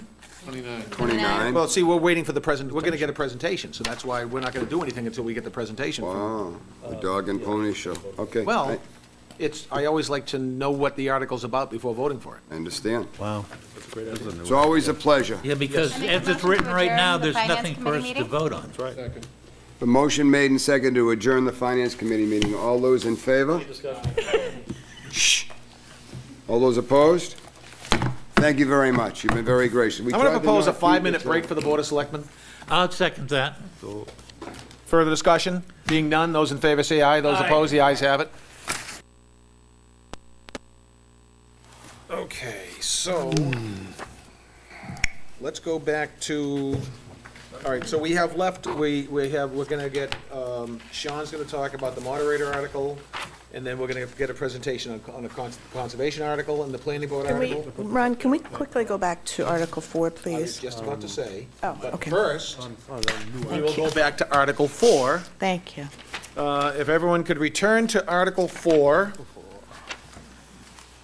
and I think, Sarah, your question was, you would suggest that there be better clarification as to what other site improvements means? What other / and site improvements mean, and I think it needs to be in the article, because as I've said before, town meeting isn't voting on an informational summary. They're voting on the article. So, I mean, to me, looking at $90,000 for other / site improvements, I don't know what I'm voting on. I mean, I think if we know what it is, if we know what it means, even if the explanation's awkward. I agree. Didn't we talk about that at the last meeting as well? Extensively, I think we did, on yeah. March I agree. 19th, I'd like to yeah. see more clarification there, too. Can anyone shed any light on this at this point in time? Sure. So in the article, it says, as detailed in Appendix I and J, and again, we'll move some of the language from the appendix into the document, but if you go into Appendix J, it actually has a very detailed budget, so these are the items that would be there. Specifically in Part D? Specifically in Part A, B, C, and D, but if you go to D, other site improvements, it includes new well, irrigation upgrades, concession and toilet upgrades, and site lighting.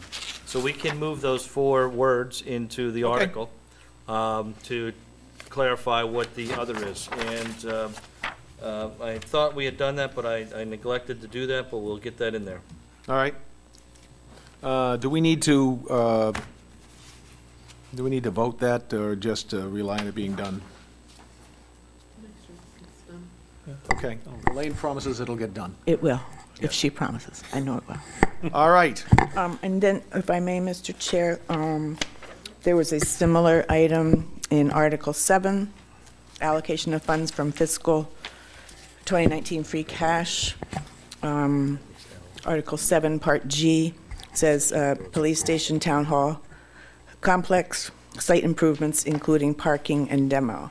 Now, I personally have never referred to the demo of anything in particular, just so everyone knows. But I would like for the town meeting members, the voters, to know, again, for this section G, what are the site improvements, where's the parking, and what are we demoing? Because, that's $250,000, and we're not really being told what is going on.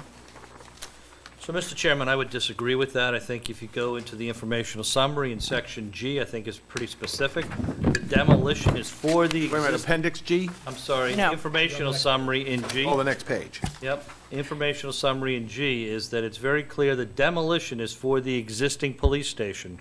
There was a question before, does this demo mean we're gonna use for the playground? No, it says it's for the existing police station. Parking and site improvements will be for the lot surrounding the existing police station, town hall, and EMS in order to benefit the EMS and town hall traffic flow, as well as all other town vehicles and buses for access to the gas island. So, again, anyone that refers to these and goes to section G can fully understand where those funds are going to be used for as the building's coming down. And again, Mr. Chair, I disagree. We're not voting on an informational summary. If it's that simple and straightforward to explain, it seems to me it should be in the article. And I don't know who's talked about demoing the playground. It certainly wasn't me. But I do think that demolition of the existing police station needs to be right in the article. And site improvements, that apparently is easy to summarize I'm as well. not so sure I agree with you on this one. Given the explanation, if someone wants to question it, we can just say, take a look at G, and it explains it right there. Well, once again, they're voting on an article, so if it I doesn't... understand, and if they have a question, they'd get an answer to their question. But that's not my point, Ron. I'm sorry to differ. They're not voting on the explanation in the informational summary. The article should be specific enough so that they know what the site improvements are, where the parking is, and what is being demolished, right in the article. Well, then, do you want under C, the O&M field maintenance and supplies, you want that all spelled out in terms of exactly what that references? So, Mr. If Chairman, somebody on this, wants when to, you're- they can spell that out. legislative process. As part of the legislation, you're voting on the act, the warrant. Then from there, if there's any qualifying language that anyone has to look at in the future, they look for what was the intent. The intent is the informational summary, and the intent is the minutes of town meeting. So in essence, you are voting on the informational summary because that is the intent of what the article is, and that's, proven law from the federal government for local government.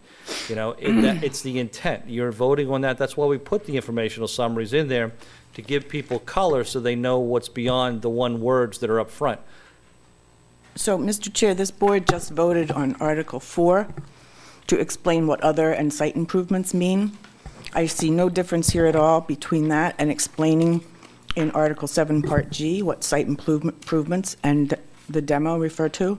Well, I guess what I see with the difference is that we had to go to one of the appendix in order to get the answer for 4. But we didn't have to go to the appendix, it's right underneath in the warranty. But you know what?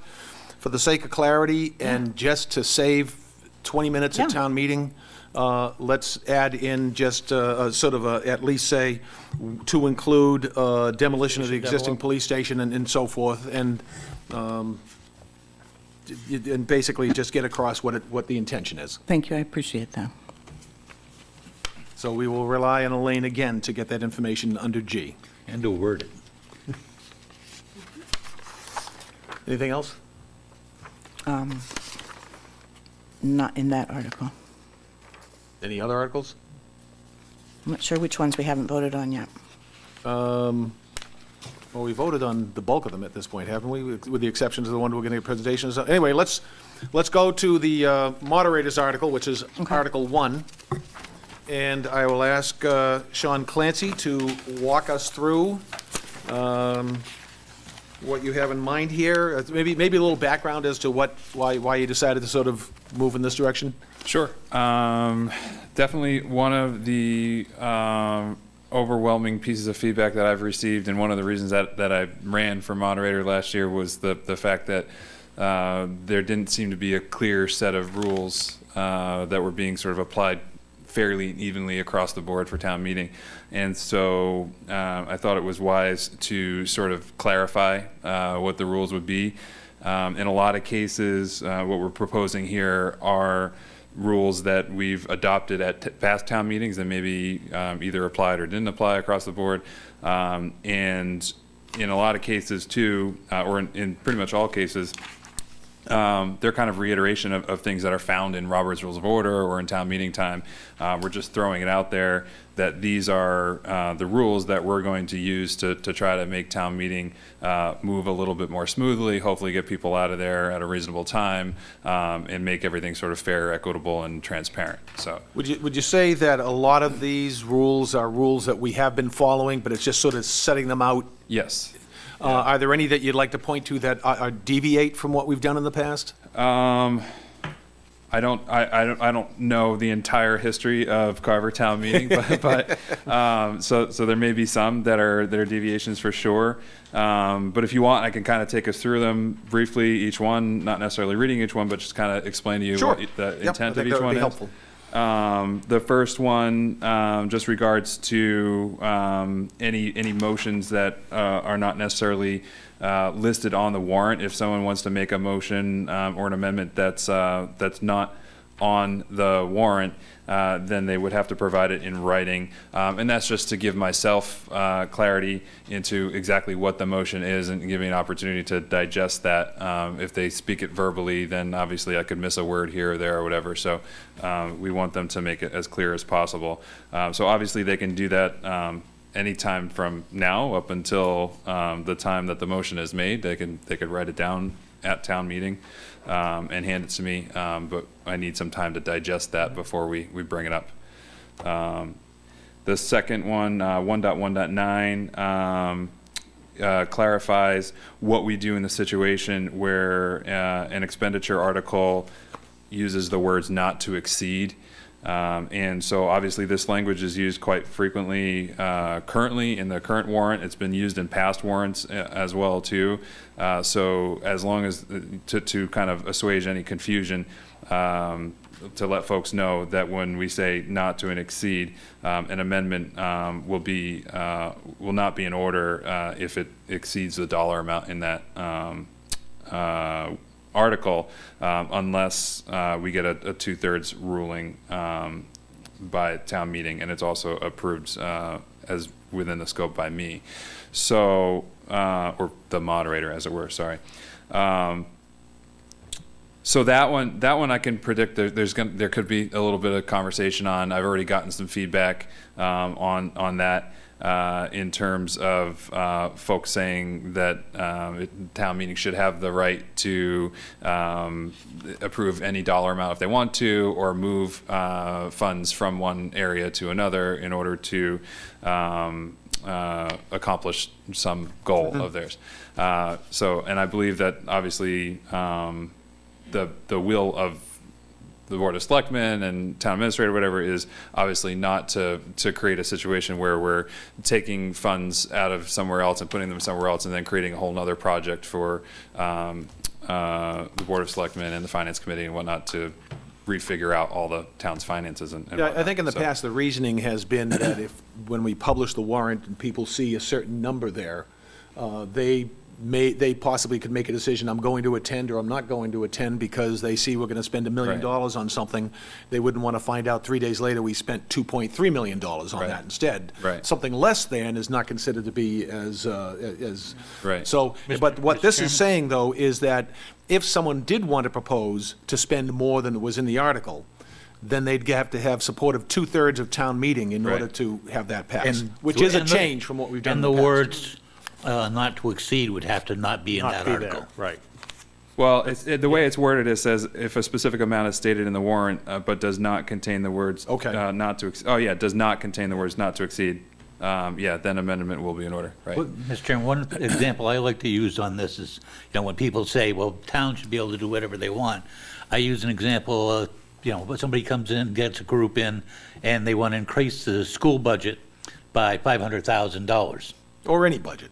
No, but then there's another group at town meeting that they get passed because they wanted another $250,000 to go to the police department. Now, all of a sudden, your budget is $750,000 out of whack. How are you going to go ahead and resolve that? Because that's not Yeah. going to be resolved by town meeting, and the only thing we're going to get left with is telling people who we're going to be laying off. Yeah, well, I think the Board of Selectmen and the Finance Committee would then have to work it out after town meeting, then you'd have to call a special town meeting, if it went over the levy limit, to do an override. Exactly. Yeah. It just gets really messy. Right.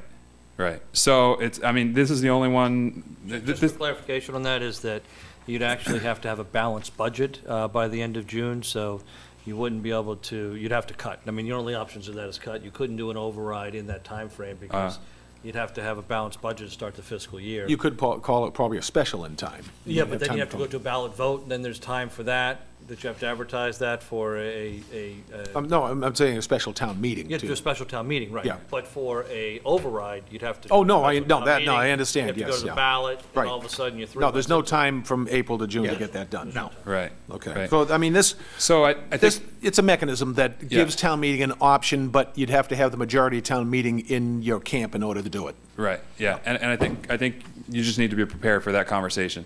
And be prepared too for the, if these rules don't get voted in, or if they break the rules up, and that rule does not get voted in, it affects the rest of your warrant, because you have that language in the warrant, so.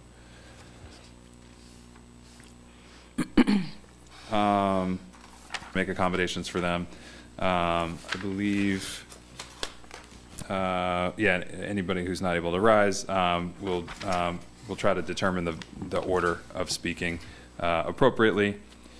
Sean, I have a quick question about that. Yeah. And, I mean, I guess either way is fine with me, but typically, in the past, the members of the boards that are sitting up front at town meeting, like the school committee, the board of selectmen, finance committee, capital outlay, haven't been required to get up and go down to the microphone, although sometimes one or more of us do. Sure. What's your take on that?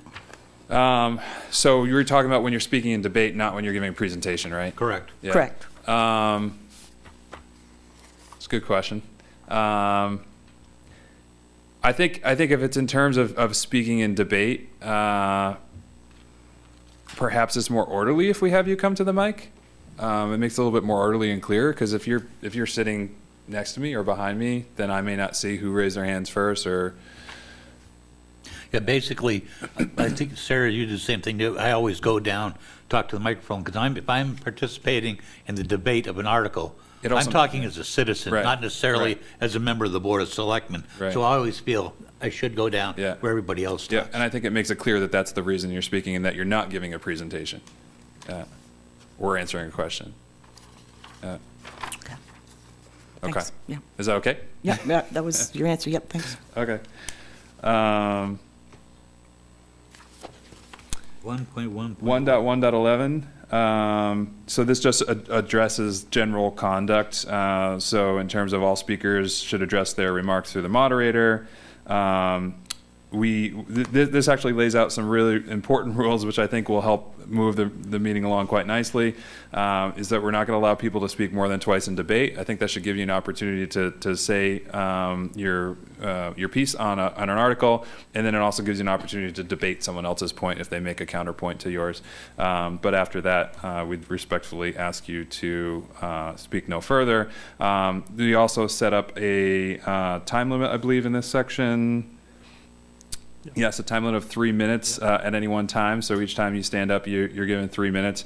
We actually have a timer with colored lights on it that we're going to use that should make it clear to everybody when their time is about to run up. Also make it clear to everybody that we're applying the rule equally to everyone. So it's not just, me sort of looking at a clock and then kind of arbitrarily deciding when to cut off the debate.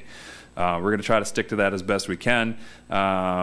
Because, again, that was a big piece of feedback that I've gotten since the election last year, is that folks would like to see things move in an orderly fashion, and they were concerned that some person was given 3 opportunities, another person was given 2, one person was given 5 minutes, another one was given 3. So we'll just try to make that equal across the board.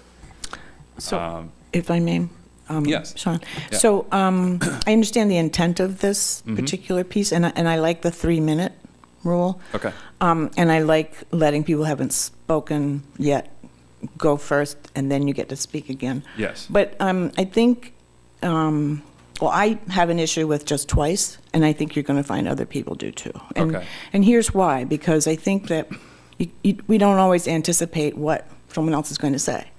And what if someone says something that you feel you absolutely have to speak on? And there are also rules of town meeting that, point of personal order, all these other things that actually do allow people to speak, whether everybody likes it or not.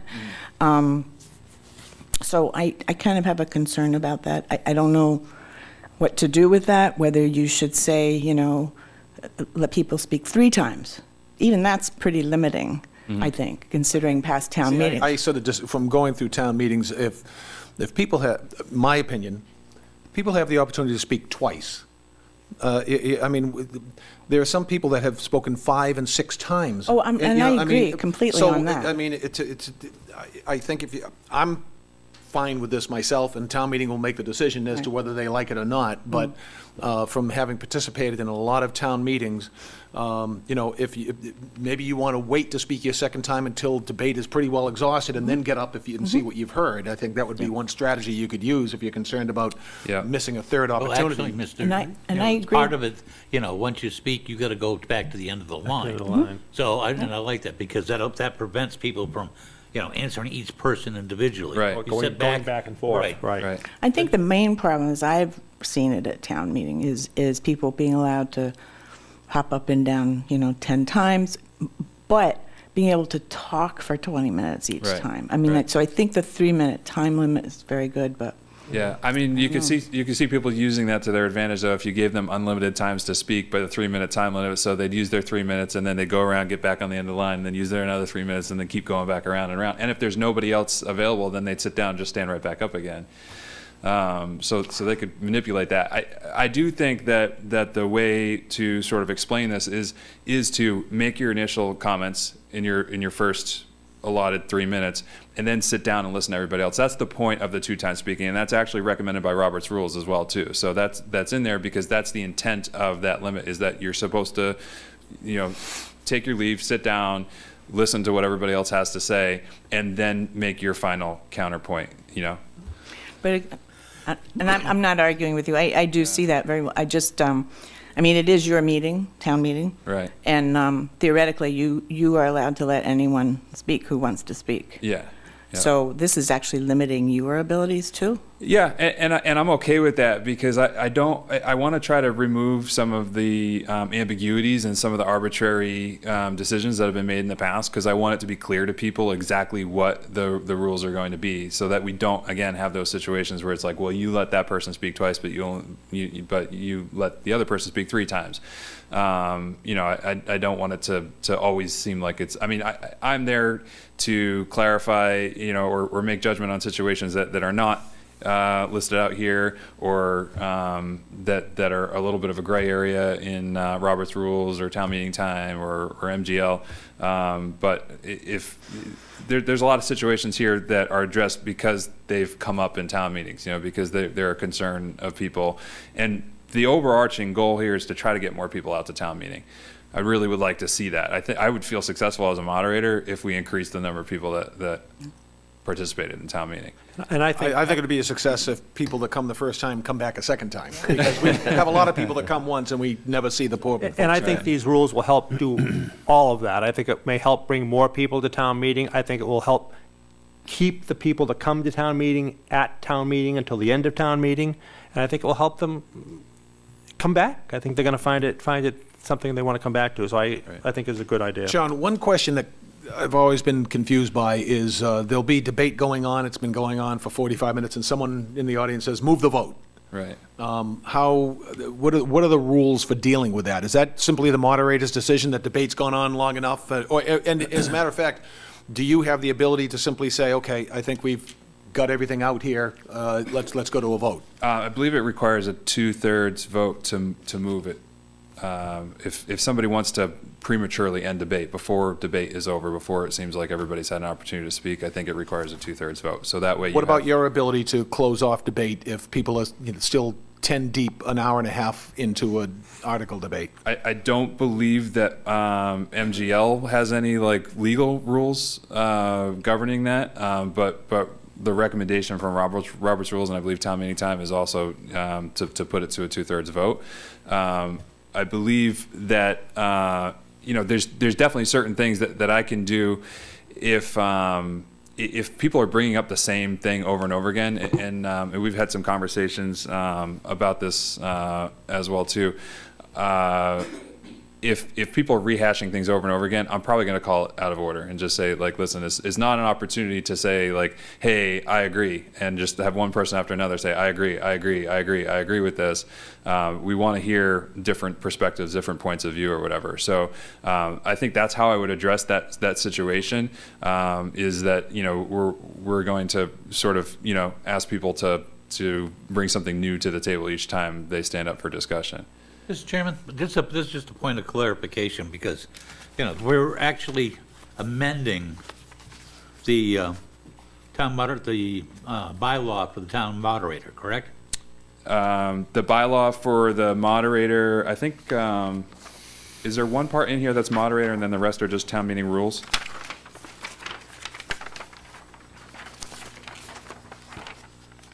Well, because Article 1, town meeting bylaws. Yeah. And to see if the town will vote to amend Chapter 1 of the town's general bylaws relative to town meeting procedures, and Chapter 2 of the town's general bylaws relative to the power of the moderator as follows, or take any other action relative thereto. Right. So to me, this, I agree with it. But the point I'm trying to get across is if we are amending a bylaw, this means these rules aren't just for this meeting this year. No. They carry forth Yes. for every meeting Yes, here on yes. out. And I want to make sure that was your intent. Yes, that is the intent. Yeah, just so that I think it gives people the opportunity to read the bylaws and see it in the bylaws and understand that that's how town meeting is going to be run and that's how town meeting is going to be operated, and give them an opportunity to say, oh yeah, I want to go to town meeting now because it looks like they have some real structure. But we'll be voting on these individually, like 1.1.8 and 1.1.9, as opposed to the entire. That's not the proposal. Okay. I think we should, though. I think we should. I think we should with all due respect, I think we should let town meeting decide if they want to break it down like that. Because, if you want to vote each section, we're going to be taking up a decent amount of time. Well, it's kind of If they important. come up with it and say, I want to do it, and they get a majority to do that, then fine, town meeting has spoken. But to go ahead and just arbitrarily say, before we even do it, to just go ahead and say, we're going to vote on one, then another, then another. Alan, we've split up articles before. I know we have, but If I can just finish. So what we've told town meeting on many of the articles in here is that we voted on Part A, Part B, Part C, Part D, et cetera. And we're asking them to do the same thing. So if town meeting wants to put them all, bundle them all together, I know there's enough people out there that know how to make that motion. But- I don't I don't see why we shouldn't vote on each of these. There's not that many. There's, what, 6 of them here? Just vote them All up, due you respect, the and ones I. we break up, though, are financial ones that have No, money you with them. you can do it on any article you want, Alan. Can, but the Right. one, you're saying the ones when we're voting on.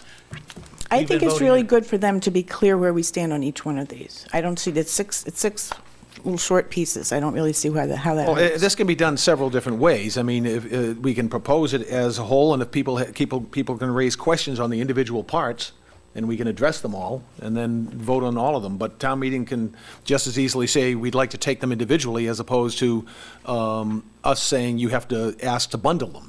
Or if we think that there's going to be certain ones that are going to be, there's going to be more discussion on than others, or that might be more controversial than others, then we could just kind of read through them, read through each one, like 1.1.8, 1.1.9, and just ask people to say hold if they want to pull that one out. And then we can vote we can bundle all the other ones together, vote that, and then come back to the ones that they said hold. I was going to suggest to you that I think it would be helpful if you had a brief synopsis of each one and ran through it at the start of the meeting, because Yes. we're going through them now and getting an understanding of what they are. Right. A lot of people at town meeting, So, it's going to be the first time they're encountering them.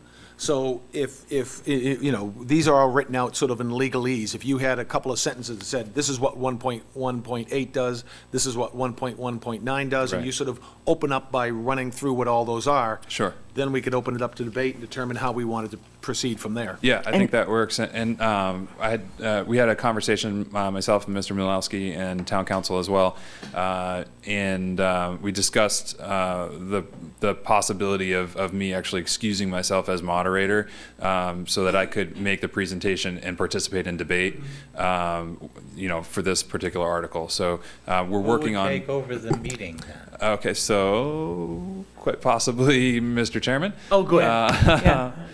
So and then whoever does take over the meeting, if that Yeah. is our chair, they would have to make it very clear to town meeting members that they have the opportunity to hold each one. Yes. Okay. Right, but just on that point is that the moderator would have to step down as moderator for that article, turn that over to somebody else so he can advocate and explain the Right. article that's there. Yep.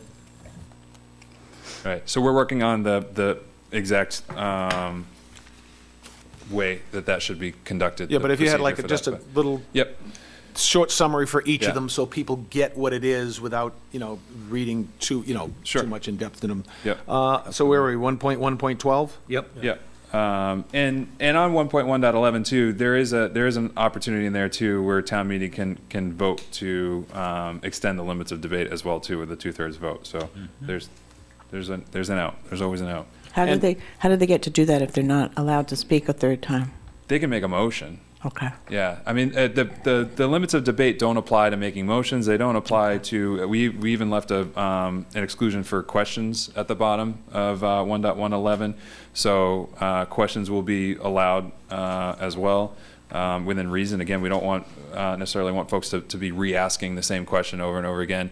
And we also probably would not permit people to pose a statement in the form of a question. If that gets out of control, then we'd nip that as well, so. And again, you have broad authority in your position to Right. overrule whatever Right. someone might be saying. Right, yep. So 1.1.12 allows the moderator to call a voice vote for a 2/3 majority. Obviously, if it's in doubt or if it's declared, if the declared vote is immediate question by 7 or more voters, the moderator shall order a hand count. So again, there's your out. So if folks. Is that a change from what we've done in the past? I know that No. we've sometimes, It's pretty much always been like that. well, no, if Yeah. someone's yelled, question the vote, I don't remember it having to be 7 people. Yeah, it hasn't been 7. Okay, It's normally been someone just yelling it out. You're saying that you'd want to see 7 people, which actually I think is good, that it's, because sometimes it's just one person that says, Right. challenge the vote. right. So that there would have to be 7 people that would be Right. willing to stand up and say, question the vote. Yeah, and just so it's clear to everyone, and I'll add this to the notes that you asked me to draft up as well too. The intent behind this and the way that I would handle this, I can't speak for future moderators, but if it's, you know, very obvious, like, you know, the majority of people vote yay and you have 5 people vote nay, it's obvious, you know, so we should call that a voice vote. But if it's not obvious, if it's not the majority versus, you know, 5 people or whatever, then we're gonna call a hand count, you know. So I think there was some concern to people where like, hey, it could go either way, and the moderator might just call it, you know, in favor. But if there's some ambiguity, if it's not clear, it's going to go to a hand count. So Sean, just a point of clarification, it said that the declared voters can be immediately questioned by 7 or more voters. So how many voters will it take to question it? Is it 7 or is it more? 7. So maybe you should cut the phrase "or more." Well, it could be more. You could have 8 people. How about saying at least 7 then? Yeah, that's Yeah, fine. probably by at least 7 people, yeah. Yeah. 1.1.13, the vote on any motion will be taken by secret ballot if requested by 20% or more of the voters present. Is that new, or is that, But I don't remember seeing this one. Where'd you get that one? I was just kind of curious about the 20%. I know we've done secret ballots before, I don't know what the mechanism was for it. Someone I makes a don't know if motion that to one do is it. new or not. That one, I did not write that one. That one was included by council, I believe. And I think, like, some of these were from an old list of rules from a previous town meeting, I think like in 2016 or so. I remember in the past, has it been the majority vote to go to secret ballot? Yeah, I think it was. I know there was a So mechanism. 20% is actually a low Yeah, threshold. that's it. That's what just what kind of struck me is That's the a very the low 20% part.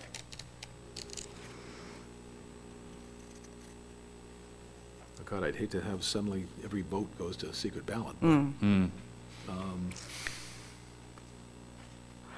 it doesn't specify, you know, is that just someone says, Mr. Moderator, I'd like this to go to a secret ballot? And then you'd have to request a vote, how many people want to go to secret ballot, I guess. Right. And you got to figure out how many is 20%, because you don't know if some people have come in since we started or have left by the time you're going to have to do a count of everybody there. Right. I would Well, you take the recommend, total vote, and then you see whether you got to 20%. You know, you could just do the total vote, and does the amount come to 20% of the total votes? if this was added by town council, perhaps you may want the town administrator or somebody to go back to them and find out why they put this in here. If this is not something that you came up with. Right. And they did, it might help us to know why. Yeah. I mean, I'd almost rather see it say by more than 50%. Yeah. I was going to say a me too. majority Oh, yeah, of the voters. majority. yeah. By a majority of the voters Yeah. present. should. Yep. Something like that, so that. I agree. I mean, we can make that change now if we want. We can Sure. Suggest that when we go to vote this article, I think it's if right. you're comfortable with it. Again, I am, I'll yeah. follow your. No, I agree. Okay. 1.1.14, any voter may move to reconsider the vote on any warrant article prior to adjournment of the meeting, but reconsideration can only be moved once and must be approved by a 2/3 vote. Reconsideration will only be permitted if it's based on new information that was not present to the voters during debate of the question. The voter moving for reconsideration shall explain the new information prior to moderator taking a vote, and the moderator may rule the motion out of order if he or she finds that information was raised prior to the first vote on the question. So, That's a change. That is a big change right. to the way we used to use that whole reconsideration thing. Right. So I don't believe there was any limit in the past on reconsideration. I think that it could. They could only There was do a it rule that once, said it had to be but proposed by someone that that voted in the affirmative of the vote. Well, on somebody was on the majority winning of it. side. Right, and so that's actually the recommendation from Robert's rules, but the challenge obviously is like proving that person voted We in kind of the use the honor affirmative. principle. Yeah, we Right. use the honor Yeah. principle. Right. That's right. Yeah. But when that's been contested and town council opined on this, when that's been contested in other towns, it's very difficult to prove the honor system as to who made Yes, that. it is. So they said it's virtually impossible to prove unless you have video camera with everybody. So that's why they've gotten away from actually. No, I mean, I don't have really a problem with the way it's worded, especially the idea that you're reconsidering it based on new information. Right, Because oftentimes, you know, you hear the stories where someone brings it up the second night of a town meeting when the people that were there the first night are no longer present. And, right, you know, something is overturned as a result, so. right. So Yeah. is this from Robert's Rules? The the language of having it be approved by a 2/3 vote is having it only be reconsidered once is a recommendation from Robert's Rules.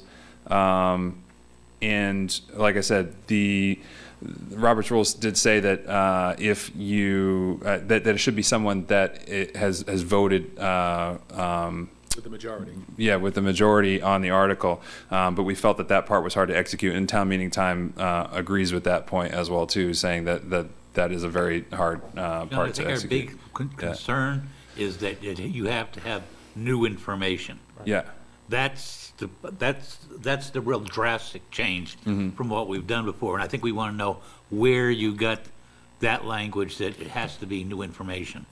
well, we're trying to prevent people from just coming up and reconsider an article just because, just for no reason. But that's the whole point of reconsideration. It's to get it over with. This can't be voted again. Yeah, usually it's been used And as that's a it. defensive mechanism Right. when you want to make sure that no one tries to play games with the vote. Correct. By having it reconsidered. But this almost has a built-in mechanism where no one can move to reconsider the vote unless they have new Yeah. information. That was not part of, That's historically not at all the way it's been done here. It's been, Basically, it's a mechanism by the majority, that someone from the majority can use to protect that vote. Right. Right. Because what'll happen is, it used to be you had to wait one article before you could reconsider. Right. And we've kind of migrated, you can do a request to reconsider whenever you want. Sure. But it's to protect from saying, okay, this is early in the meeting, and then after, maybe there's a big vote that has a very interested block that is going to be leaving Right. after that vote, and then you bring it up for reconsideration, and then when basically the whole breakdown, the whole makeup of the town meeting has drastically changed. Right. but again, it would require new information to be Well, proposed. that's what I'm saying, I'm just explaining why there's never this requirement of new information. Yeah, I believe that both of those were concerns of mine. I wanted people to be able to protect the article from being brought up later in the meeting. So that's why we had the one time in there. But we also wanted to try to prevent folks from just, willy-nilly reconsidering for no reason. So you bring up a good point, because it sounds like those two are kind of canceling themselves out. Exactly. Yeah. And I think, the way it finishes up, it says that you may rule the motion out of order if you find the information was raised prior to the first vote on the question. It could also be they bring up new information, but it's not of such significance that it would materially, in your opinion, materially would affect how people would vote. Right. I can't think of an example, but I mean, someone could come up with anything and call it new information. Right. So that, I don't know. this is why I think they should be broken up. Yeah. I mean, we're having this kind of This- discussion I now. agree with you there, because this is one that I know, because I have big heartburn about it. Yes. And I know there'll probably be at least a good portion Well, of the town meeting. that might. let's determine whether we're satisfied with the way it's worded now. That's right. Are we happy with it now, or do you want to suggest that we go back to, Well, what we could do is, the moderator could take this all under advisement tonight and come back at the meeting on the 16th after he talks to town council, give me some of the input that he has. and yeah, but then you're going to next- have the warrant printed by then, aren't you? No, By the 16th? 16th March, no. It has to go out 7 days prior, so, yeah, because that means it would That's- have to go out. That's less than 7 days 19th. from town meeting. Yeah, Yeah. yeah. I'd be okay with striking the portion about reconsideration only being permitted if it's based on new information. Good. I would feel more comfortable if that was Yeah. Yeah. out of there. I certainly would. I would Yeah. appreciate it. But do we feel it's necessary to add the language back in that only by a person that voted with majority, or I guess you're saying No. that can't be, yeah, Yeah, because there's no way to verify that. okay. Right. I mean, you look at me and you wouldn't trust what I said, even if I said I was Well, on the voting that side. really, to my mind, that takes away some of the town moderator's authority, because he's supposed to be able to make that call, and town Like what meeting. call? The language that you said to strike. Well, we're asking you to have him change, delete, drop out, which he agreed to. was reconsideration will only be permitted if it is based on new information not presented during the original debate. Right, and the phrase that we've always used in the past was that it had to be someone on the majority side. Okay, well, And then then that's fine. you said, well, how do we know that? How do we ever know this? But this is up to the moderator's integrity, it seems to me. Well, but what I thought I Yeah, heard but- the moderator say is that in talking to, reviewing Robert's rules and also town meeting times, is that they say the wording isn't necessary because it's so difficult to prove whether someone was or Right. wasn't I think in a- how they in a s- voted. I Just so think- anybody can just make a motion for reconsideration. I think in a small assembly it works. In a larger assembly it doesn't work. And it as much as I feel like the people who attend our town meeting are probably honest individuals. If there was a dishonest individual, then the honest folks are going to be penalized. So you're not going to let someone just stand up and say, well, I voted in the majority, and you're not going to I think we should believe them? let if we're gonna let someone stand up to reconsider a motion. I think that we should just let anybody stand Okay, up. okay. Yeah. I see what you're I saying. think he's saying. I like that. Any- I like that. They don't Yeah. have to, Gotcha. we don't have to know how they voted in order for them to make the motion. Right. So basically, we're striking everything after by a 2/3 vote? Right. Right. Is that accurate? Okay. And you're okay with that? Yeah. Okay. All right, Part B. So Part B replaces Section 2.1.2 with slightly different language, just to clarify exactly where the moderator's powers come from. The old language, while not here, and perhaps we might want to include the old language, said, it referred specifically just to Robert's Rules of Order, but we wanted to kind of open that up a little bit to make it clear that, we're using Massachusetts General Laws, Chapter 39, Section 15, Section 1.1.12 of this bylaw, and according to Section 1.2.12 of the bylaw, every ruling involving a question of order will be entered into the records of the town meeting by the town clerk. And in regulating town meetings, we're going to use the entire body of scholarship encompassing parliamentary procedure, but with particular emphasis on town meeting time, a handbook for parliamentary law, as may be amended, and also Robert's Rules of Order newly revised in his or her discretion. So that goes back to the point that, Mr. Chairman, you've made several times, is that the moderator has a lot of discretion over town meeting. And obviously, there's a lot of discussion out there on parliamentary procedure. There's the Mass Moderators Association, who has meetings from time to time to discuss parliamentary procedure, and I could learn something from any one of those sources that could help us run meeting more effectively. And so that's why we're trying to open it up to the entire scholarship of parliamentary procedure and not just Robert's Rules of Order. So what would be your shorthand explanation if someone says, what is Part B about? You're replacing a section that's currently in the bylaws Yeah. with this, and what is it essentially doing? Just to make it clear that What sources you're drawing on? what sources, we're drawing on to come up with, our procedure. Okay. Yep. All right, well, let's go back to, I guess we will, for our purposes, take these individually. Under Part A, 1.1.8, what's the pleasure of the board? I move that we recommend. Second. Further discussion? Those in favor signify by saying aye. Aye. Opposed? The ayes have it. What's the pleasure on 1.1.9? I move we recommend. Second. Further discussion? Those in favor signify by saying aye. Aye. 1.1.10, what's the pleasure of the board? Move we recommend. Second. Further discussion? Those in favor signify by saying aye. Aye. 1.1.11, the pleasure of the board? Move that we recommend. Second. Further discussion? Those in favor signify by saying aye. Aye.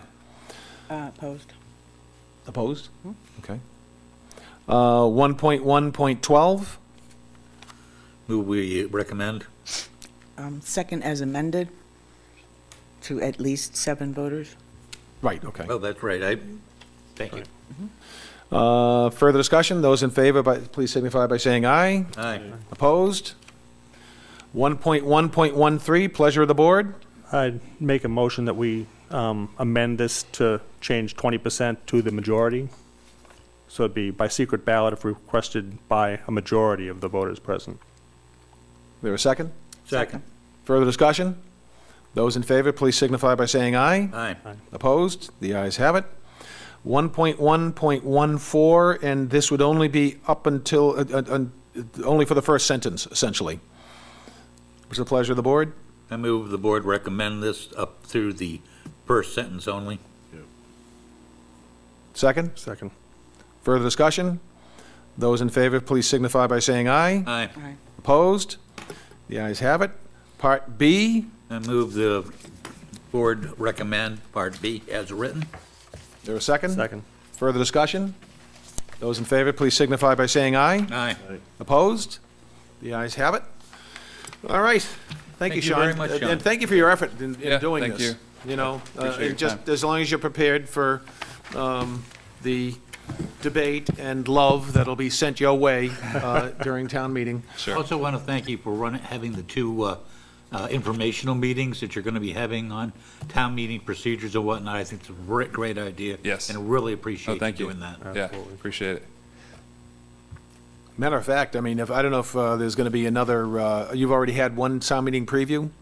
If you were to do another one just focused on the moderator stuff, that wouldn't be a bad idea. If you can get that out there for those that might partake, it might save us a couple of minutes and we can at least say that the effort was made to make sure it was fully informed, just in case there's someone not tuned in tonight to this meeting. I can't imagine. I know, I understand. The whole town's awaiting with All right, Sean, thank you very much. Yep, thank you. All right, now what article are we going to next? 27? 27.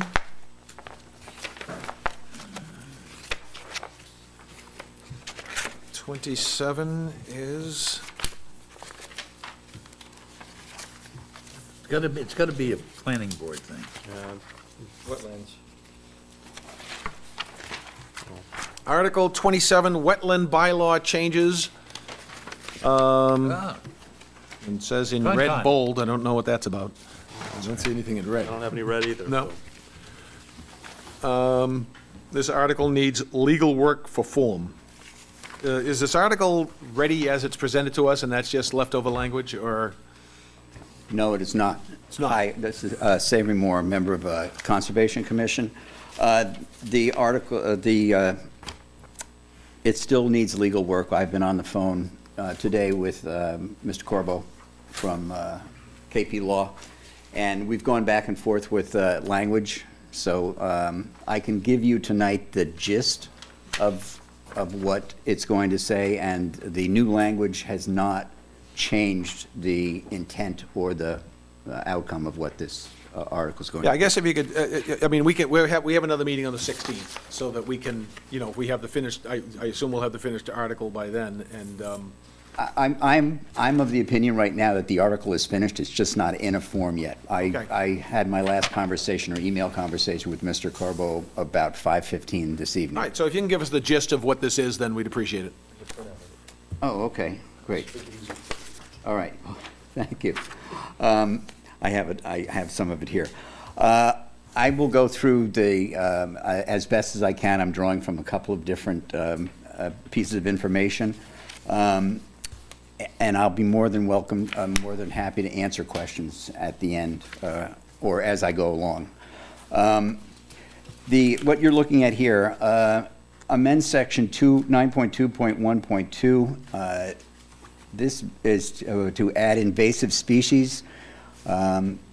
This is just a list of things that are under our jurisdiction. It says basically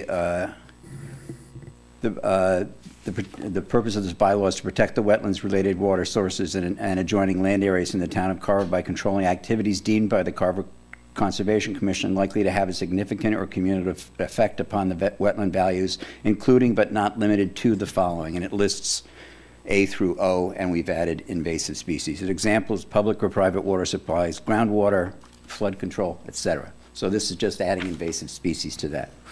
May I interrupt, or? Yes. Okay, so this, in the current bylaw that's up on the town website, and for better or for worse, it doesn't say 9.2.1.2, it says 9.2B. Those are the purposes. And just a minor thing. But the thing is that this part of the bylaw is talking about what you're protecting, because they have significant or cumulative effect upon wetland values.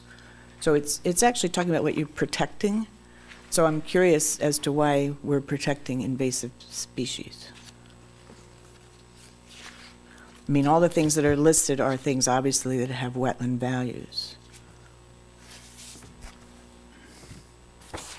Well, then we could change that language to say prevention of invasive species. Letter F is prevention of water pollution in this list, so Yeah, we could. that sounds like that would work. Okay. I can take care of that. The next amendment is for section 9.2.1.3, parentheses 3. The current language says, except as permitted by the commission through the issuance of a variance as defined in section 9.2.5 of this bylaw. What we're adding here is the word hardship to describe the variance, to make it so that you have certain criteria to meet in order to get the variance to do certain things within the 65-foot buffer zone that is already in the Carver bylaws. So, and I'll give you more information on the hardship variance definition a little bit further on. And also in this is to change the language in here. Currently, the bylaw says no person shall build or enlarge any structure, parking lot, or impervious surface within 65 feet of any wetland, marsh, etc. The new language says no person shall remove, fill, dredge, alter, build, disturb, or make any changes to the natural characteristics of the landscape by human activity within 65 feet of any wetland, marsh. The intent of this is to strengthen the restrictions on what can happen within 65 feet of a wetlands.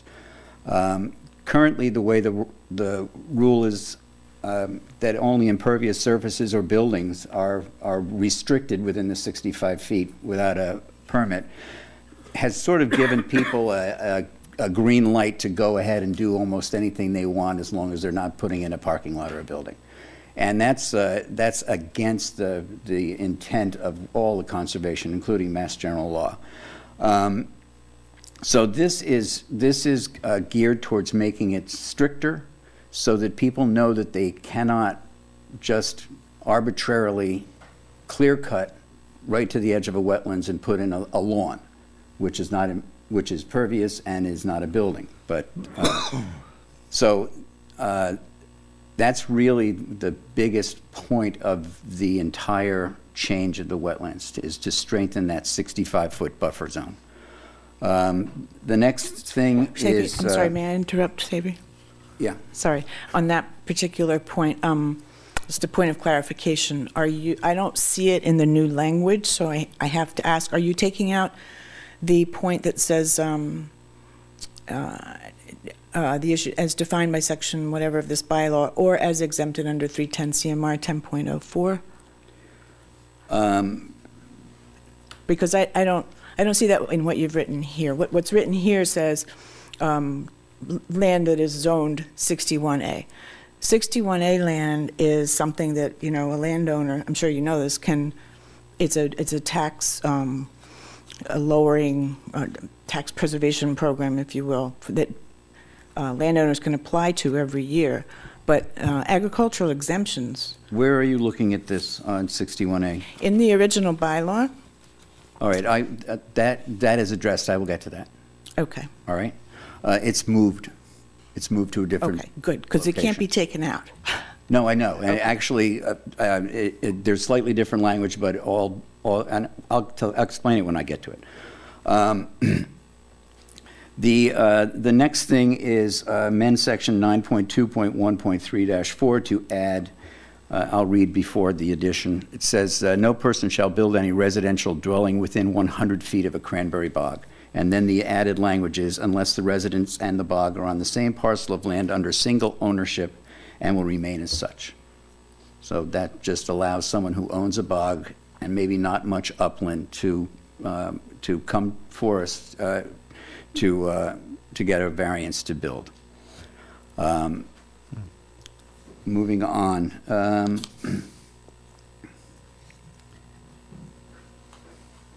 The next one is the one you were talking about, and that's moved. I'll get to that, actually. That may be right now. This is where it changes from what you're reading. 9.2.1.4, exceptions, public utilities and emergency repairs. Part 5 of this says, "This bylaw shall not apply to the normal maintenance or improvement of land and agricultural use as set forth in MGL 13140 and 310 CMR 10, provided that the commission shall be notified prior to the commencement of the work or as soon as possible after commencement if such notice cannot practically be given." This language is in here primarily so that if a grower or a farmer needs to do something within the restricted area, they hopefully will will call Brooke and say, "This is what we're doing." Because right now, a lot of the growers just go out and do something, and then a resident or someone drives by and sees something happening and calls Brooke. Brooke has to get the commission together. We all have to go on a site visit and then say, okay, it's fine. And then whoever had called in and made this complaint, we have to call them back and say, yeah, it's fine. So basically, we're just asking growers and farmers through a bylaw to come and let us know first before you do anything. We're not restricting anything that they have right now. It's just we're asking for advance notice. So if I may interrupt here, I really don't think you should just have 310 CMR 10.00 because that's all the regulations. That's the entire, all the way through point, whatever it is, 6.2. 10.04 is specifically the agricultural regulations. Okay. This came from Mr. Corbo, so I will. Well, I'm just telling you from Okay. my history All right. and knowledge. So 10.04 is ag regulations, and what at least we used to do several years ago is someone would call, you'd call the farmer, they'd say what exemption they're doing something under, they put it in writing, you'd present to the commission, and then that was it. Because as you say, it sounds like a real waste of time. You're going out every time somebody makes the phone call. They have a lot of exemptions, and as long as they bring it to the commission, they should be allowed to do those things. So they All can, we're asking them is to bring it to the right. commission. But if you do it under all of 10.00, Okay. that's everything under the sun. All right. you know? I'll ask Mr. Corbo to change it to 10.04. Okay, thank you. Okay. The next one is just to change, number 5 is to change in payment from $35 to $75. Number 6 is just sort of clerical. We no longer run ads for someone who wants to file for something. They're responsible for doing that themselves. And then Sabi, I'm sorry, just one quick question. Where you're going to ask Mr. Corbo to put back in the 310 CMR 10.04, where is that going to be specifically? it is under 9.2.2.1, I'm sorry, I'm wrong. It's under 9.2.1.4, which is exceptions. Okay, thank you. All right. I had it earlier under the statement of jurisdiction. He took it upon himself to move it, thinking it would be better there. And is this zone 61A, where does that play in? It's no longer, this is, what I just read to you replaces number Okay. 4. Okay, good. All right? So number 4, as you see it on your sheet, is out, replaced with what I just told you, which is moved, changed position. Moving on, these are just a couple of charts that Brooke put together as far as payments are concerned. The next thing, number 7 is, this is the one about the local newspaper.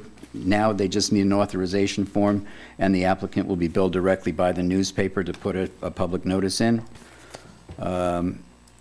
Number 8 is amending the section that has what is required on the site plan, and this just adds setback lines to that. The following thing is it is the checklist of everything that goes on the site plan.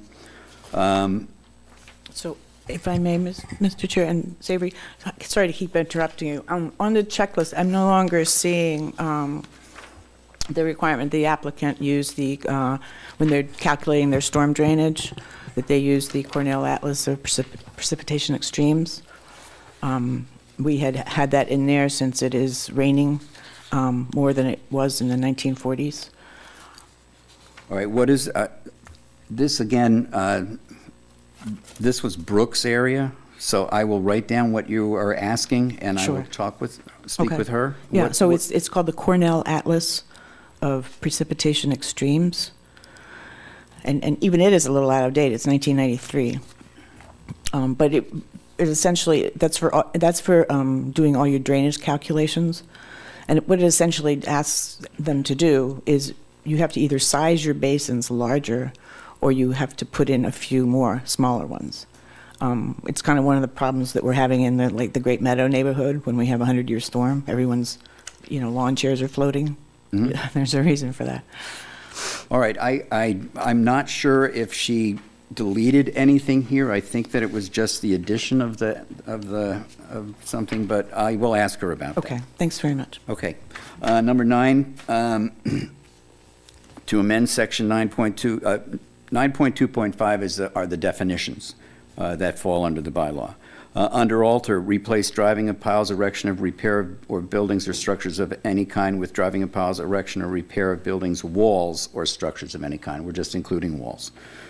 Under alter, replace placing of obstructions in water with placing of obstructions or permanent objects or structures in water. Part of the reason for that is that there are a lot of temporary docks around town that we don't want people to have to deal with. And this grandfather's the ones that are already there, right? Yes. Okay. Basically, it adds the word permanent. So you can't, if you have a dock, you really can't leave it in all winter. You wouldn't want to do that anyway. Right. Again, number 3, under alter, we added shrubs, flowers, or grasses after including the cutting of trees. Under number 4, under alter, we added the introduction of non-native grasses, shrubs, trees, or other plantings as being part of what altering is. You can't do that. Now hardship. I've got to read this off my phone because what you have in front of you here. What council did was combined the hardship definition with the variance definition and made it one thing, which is a hardship variance, because the only time we issue a variance is under number 3, which I read to you before, and that now is only a hardship variance. It's the only thing that we have. So the hardship variance, Mr. Corbo pulled the language right out of Mass General Law for what a hardship does. I can basically read it to you quickly. The Commission shall have the power, after filing a notice of intent, and to conduct a public hearing to issue a variance with respect to any requirement or prohibition of this bylaw. It goes on to say that the Commission must, to issue a variance to the Commission, it must be specifically found that there is, based on clear and convincing evidence set forth by the applicant, that owing to circumstances relating to the soil conditions, hydrological conditions, topography, etc., that a literal enforcement of the provision of this bylaw would involve substantial hardship, financial or otherwise, to the applicant, et cetera. It's language pulled directly from Mass General law as to what a hardship requires, with the addition of, bear with me here. We added the language that's not in Mass General law that says, as part of the hardship, or that work is necessary to prevent a threat of harm to persons or property. And that was added because a lot of, as we all know, a lot of the trees in this area are getting to their end of their life, a lot of the tall pines. And they're starting to become a threat to homes. And we took all the trees down in the library because they were getting to that point. And we want to be able to give an exception to, we would consider the fact that someone has a 90-foot pine tree that's maybe starting to lean next to their house a hardship, so that they would be able to get a variance and do that. So, if I may, so the first part of that is exactly the same wording as your current variance clause, which is on page 13 of the current bylaw. So I'm just curious, why don't you just leave that variance clause, but then add that really good phrase that you just had? Because I worry that maybe you might be taking something out that we don't want to really take out by creating a brand-new hardship variance thing. In other words, this variance clause is pretty long. Sounds like it does exactly what you want it to do, but that you want to add the things about something being a danger to the home or Well, this is going to be added into that. We wanted to we just basically wanted to add the word hardship so that it matched I get you. what it says up above. Okay. As opposed to just a regular variance. Okay. What was happening is that there was a lot of this came about from a number of reasons. One of them was the fact that potential contractors or builders were not sure if what they wanted to do would be allowed. So they were spending money on plans and coming before us and basically trying to encroach onto the 65-foot, and with us saying, no, you really can't. But it was a gray area. And some homeowners and some developers were now hiring attorneys to come in and try to prove precedent that had happened previously. And each case was different, so precedent really didn't stand up. But this was extra money that people paid to try to get this done. So this basically is kind of setting the rules beforehand so that people don't, builders or homeowners don't spend extra money that they don't have to when they can read now that the answer is most likely going to be no. So that's really where a lot of this was born. The last section under number 9, which is 6, we just basically added vista pruning right out of the Mass General law into our bylaws so that people can read it here, because we don't think many people read the Mass General law. And we put that in here because there are a couple of things that are important in vista pruning, that you cannot cut trees which reduce the shade canopy by to less than 90% of what it is now. So that's really selective tree cutting.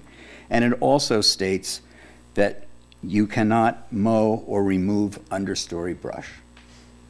And it's that understory brush and all its root systems which really cleans the water that gets into the wetlands. So we really need to protect that. Now, this is something that's part of Mass state law now? Yes, this is right out of Mass. It's in the regulations. It's in the regulations. So it's near, I think it's before the ag exemptions, 10.04, but at any rate, it's early on, and they have a list of things that homeowners can do. And they define it as 50%. They can't clear away more than 50%. So you're making it... No, this came right out of the, 90% came right out of, I cut and pasted, Okay.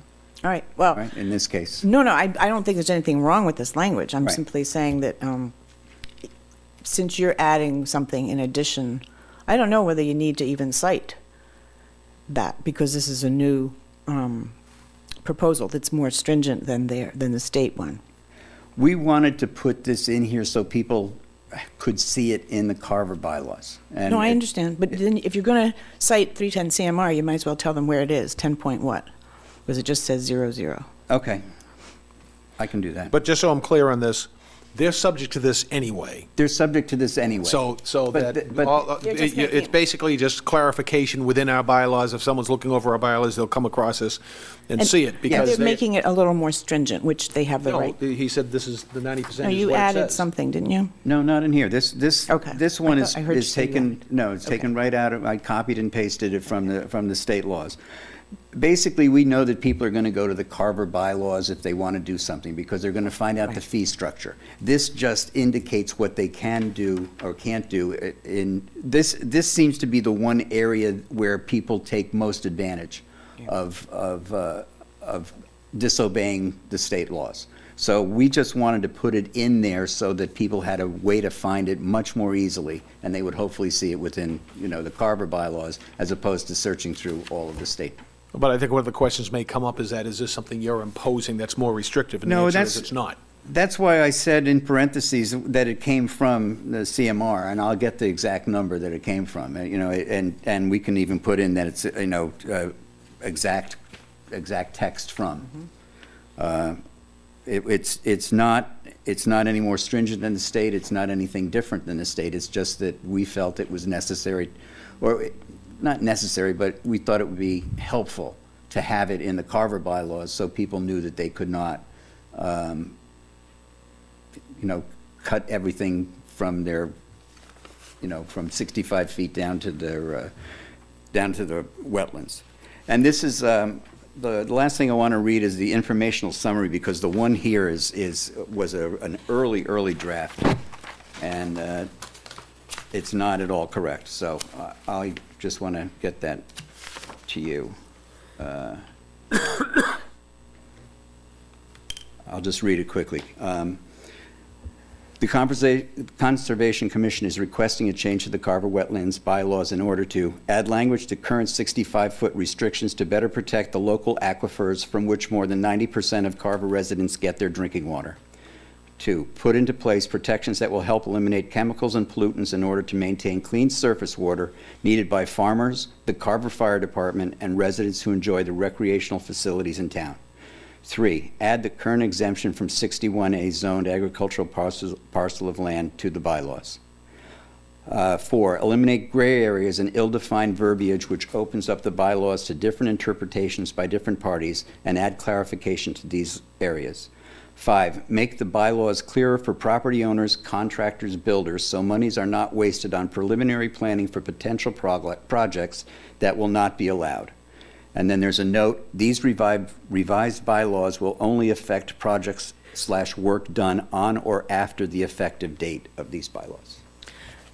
So Savory, I'm still confused because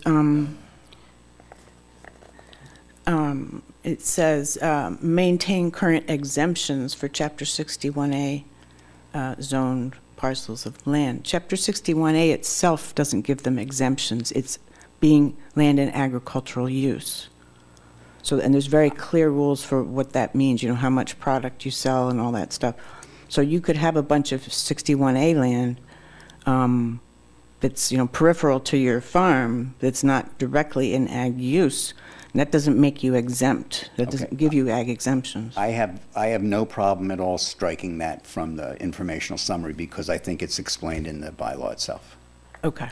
So that, as I was reading it, I was thinking, well, that kind of already says that. So I can certainly strike that. Yeah, as long as that 310 CMR 10.04 is added in there, I think. Okay. And my last question, and then I will stop questioning you, is, so are you making any changes to the buffer zone line? No. Okay. So there's no more, you had, the commission had proposed at one point to change that they were not allowed to do any work within 100 feet.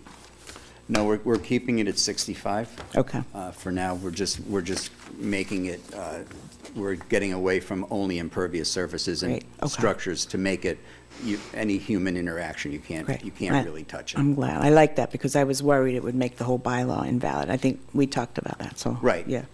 Yeah, so basically, that's it. If anyone else has any other questions, that's what No, we're trying to. Couple of things. First of all, I think as a board, probably we want to wait and see the final worded article. Okay. Appreciate you walking us through that. So make a motion to table action on Article 27? I'll move that we table any action on Article 27th until pending clarifications language. I'll second it. Further discussion? Those in favor say aye. Aye. Opposed? And the other thing I would just mention is, it's Article 27. It's going to be late. It's going to be Thursday. And We so, didn't.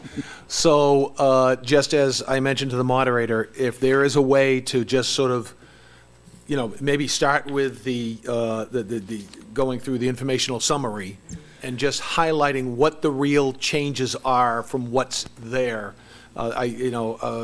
Town meeting is, generally, when it gets to that point, they're ready to move on, and, the article shouldn't have to suffer because of it, so that if, whatever you can do to try to get the information across and assure people, because sometimes perfectly good articles have been not passed because the speaker or the proponents just weren't really prepared to cut to the chase. Right. So I would really urge you to be ready to answer any question.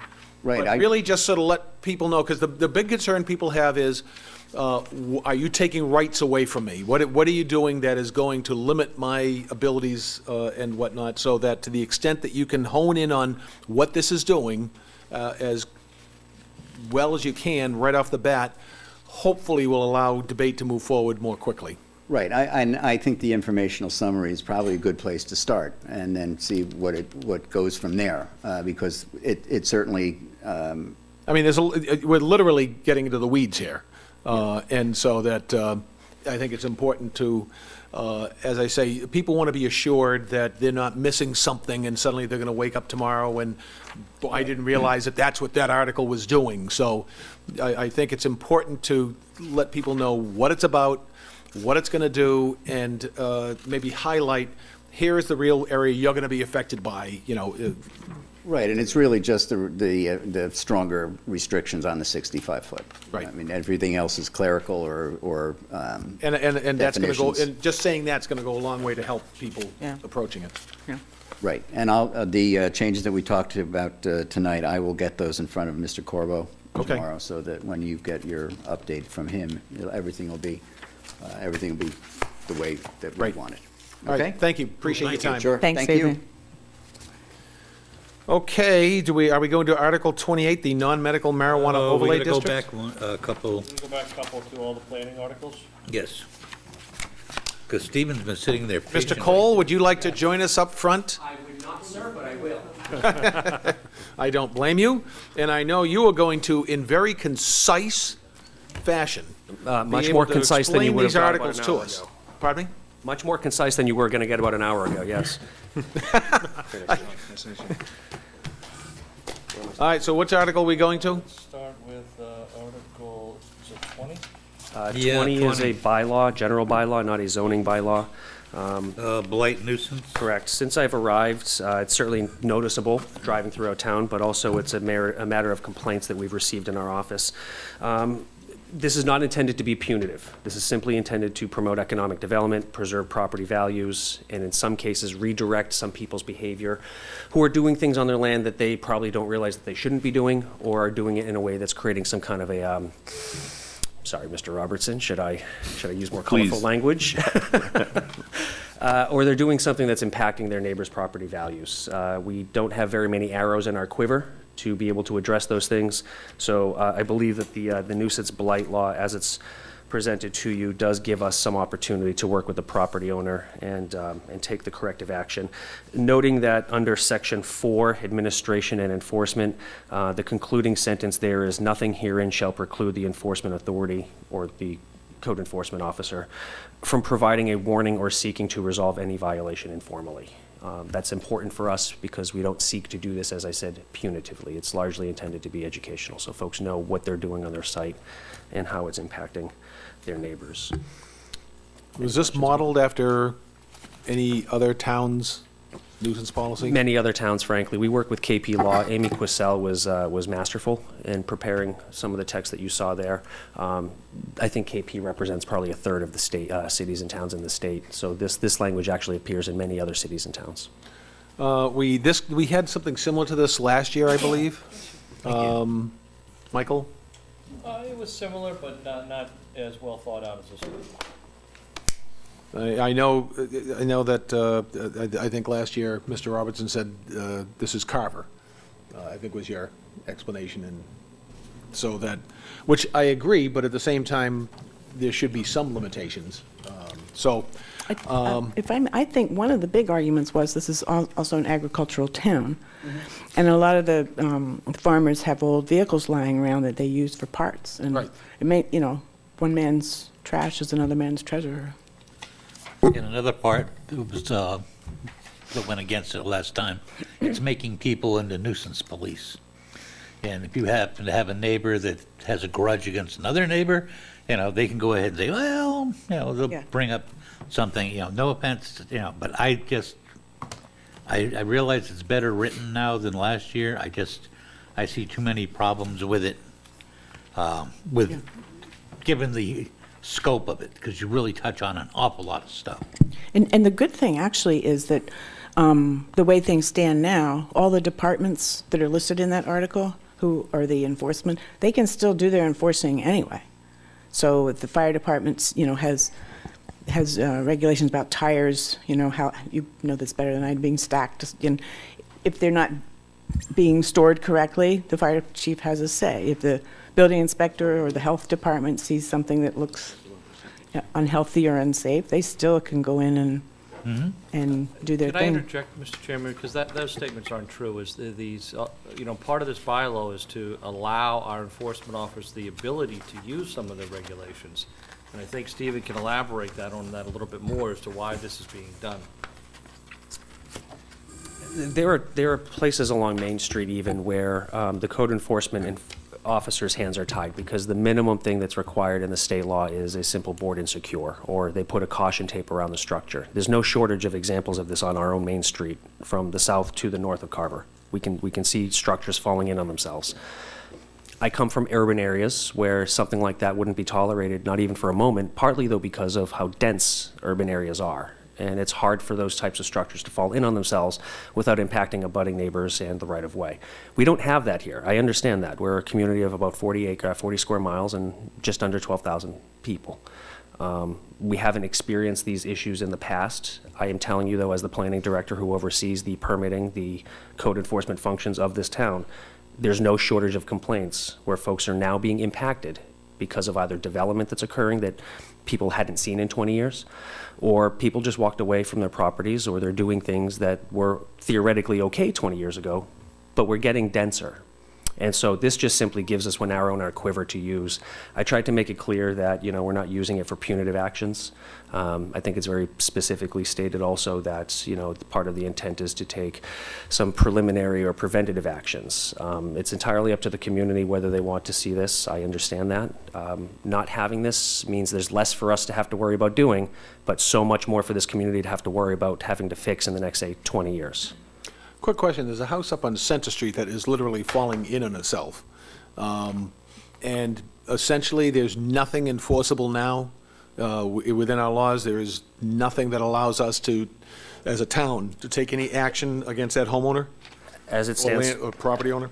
I think I know which one you're talking about, and I don't want to embarrass anyone, but there's no shortage of examples, as I said, on Main Street also, Mr. Clark.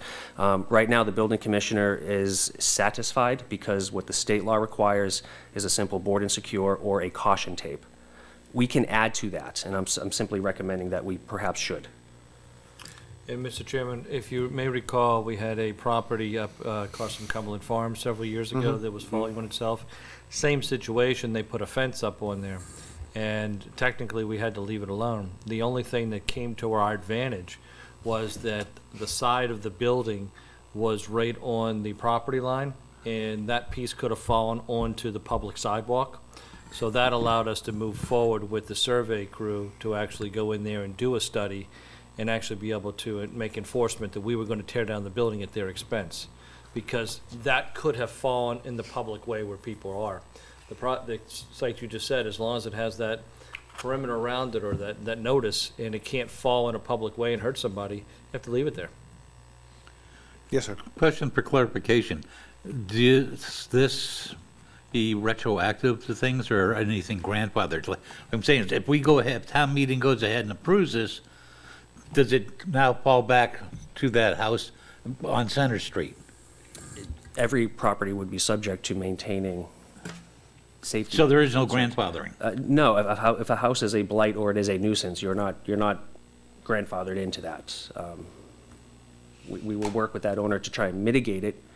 There may be some other issues that underlying there, but we right now don't even have the right to approach that front door and ask them what's going on there.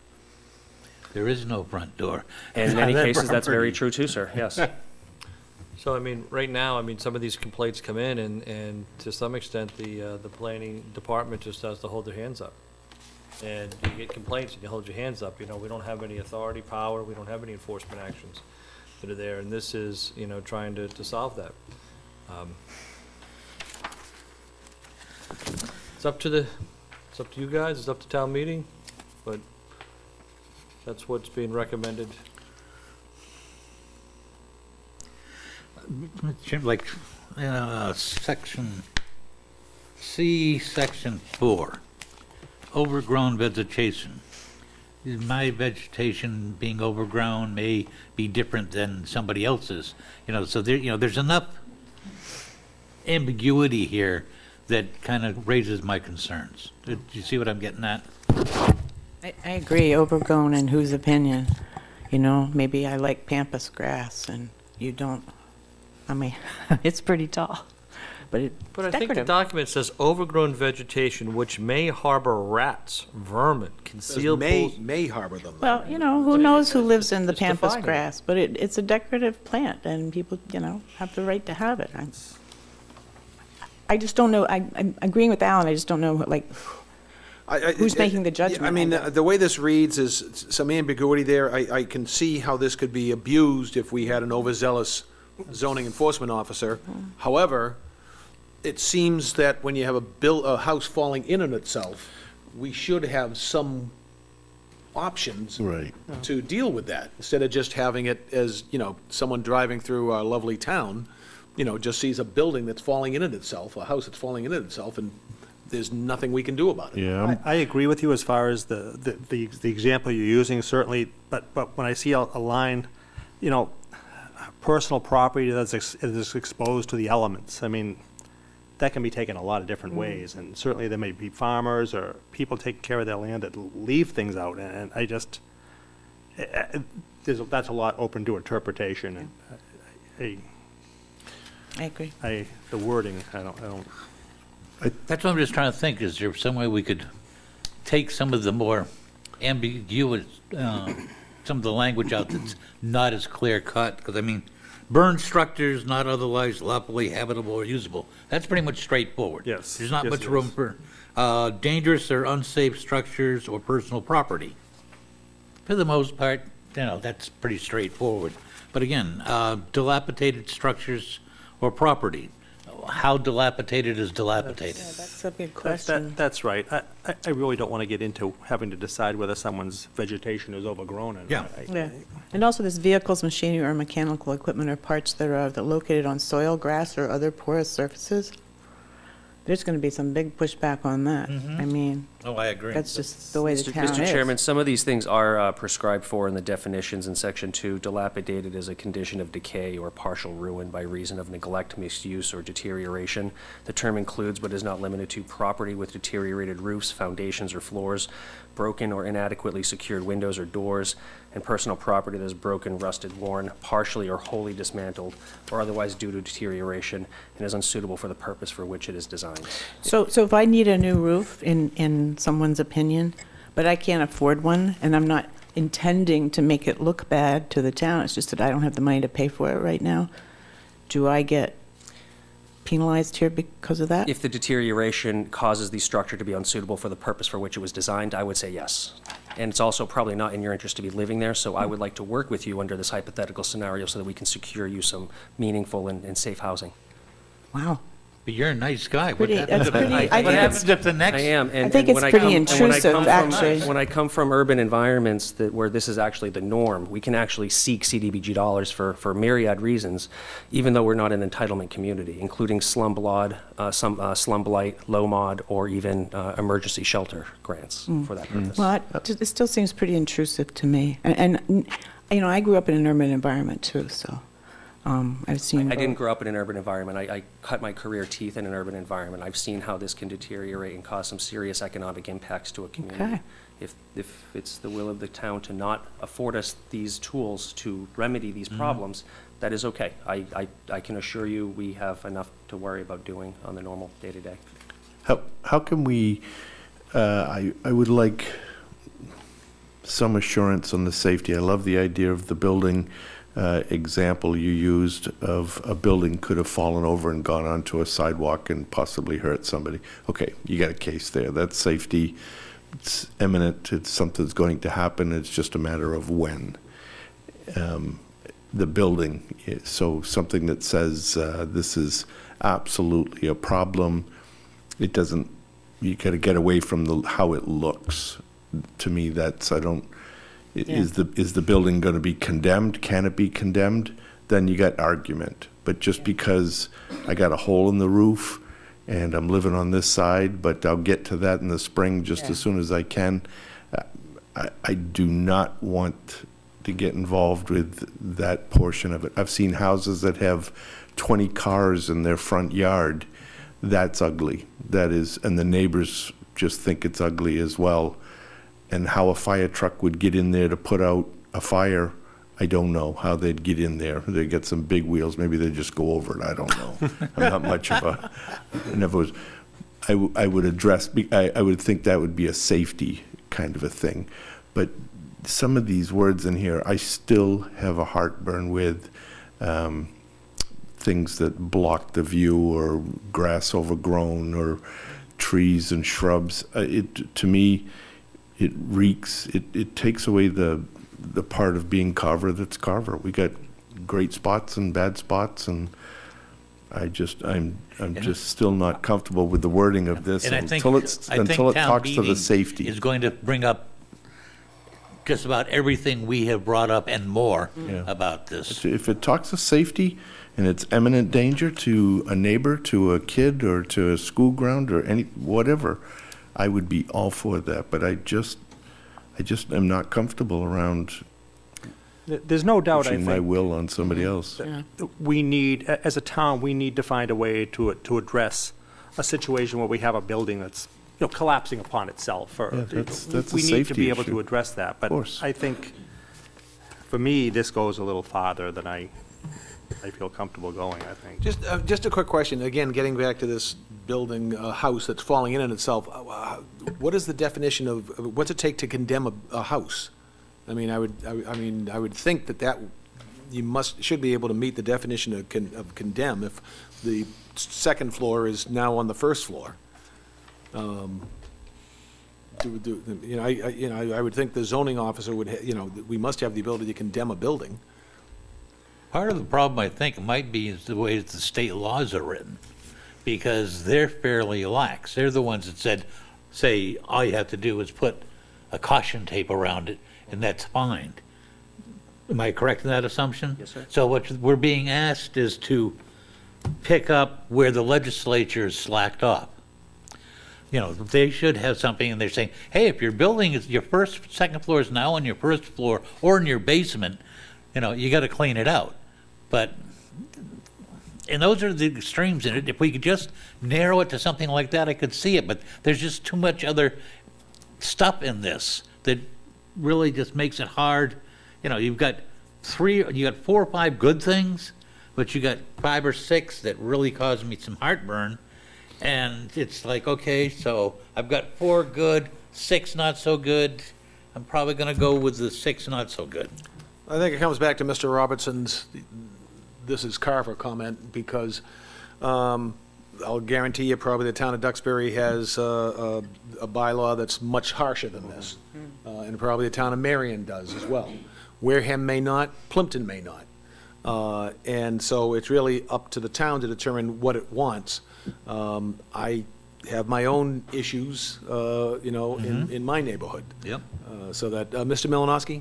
Can I make a suggestion to the board? Because I'm hearing two different things. I'm hearing everybody to. I saying mean, that okay. they should have something, but this goes a little bit too far. So I would just suggest the selectmen create a subcommittee and meet over the next week and go through this and see if you can streamline this a little bit to the subcommittee's comfortable with it. And whatever the subcommittee decides with Stephen is that's what goes in, because right now, what you heard, despite some comments, is we don't have any enforcement action that's available for things that are just falling in on themselves that aren't near a public way. And it sounds like everybody to a T wants to have something, but not this much. So a subcommittee would be the way to work this out, and then whatever that recommendation is, that's the final language that goes in, and let town meeting decide. Do we have any volunteers on the board? I am the biggest complainer of this. I'd be happy to jump in on this.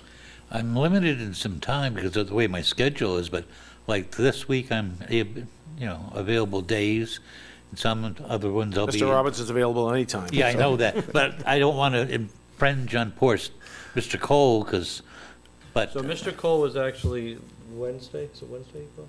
No, Friday. Friday. Friday. So he's actually out on vacation next week, so if you need his assistance, it's gonna have to be this week. If you don't need his assistance, that's okay too. You can take the bylaw and streamline it, and then that's what we'll And you submit. can also talk with council at the same time if you need to. Were there any other members of the board that would like to participate?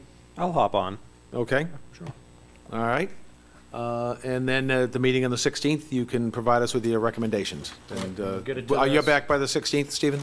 I'll be back on the afternoon of the 17th. Okay. well, we'll let you know what we decided.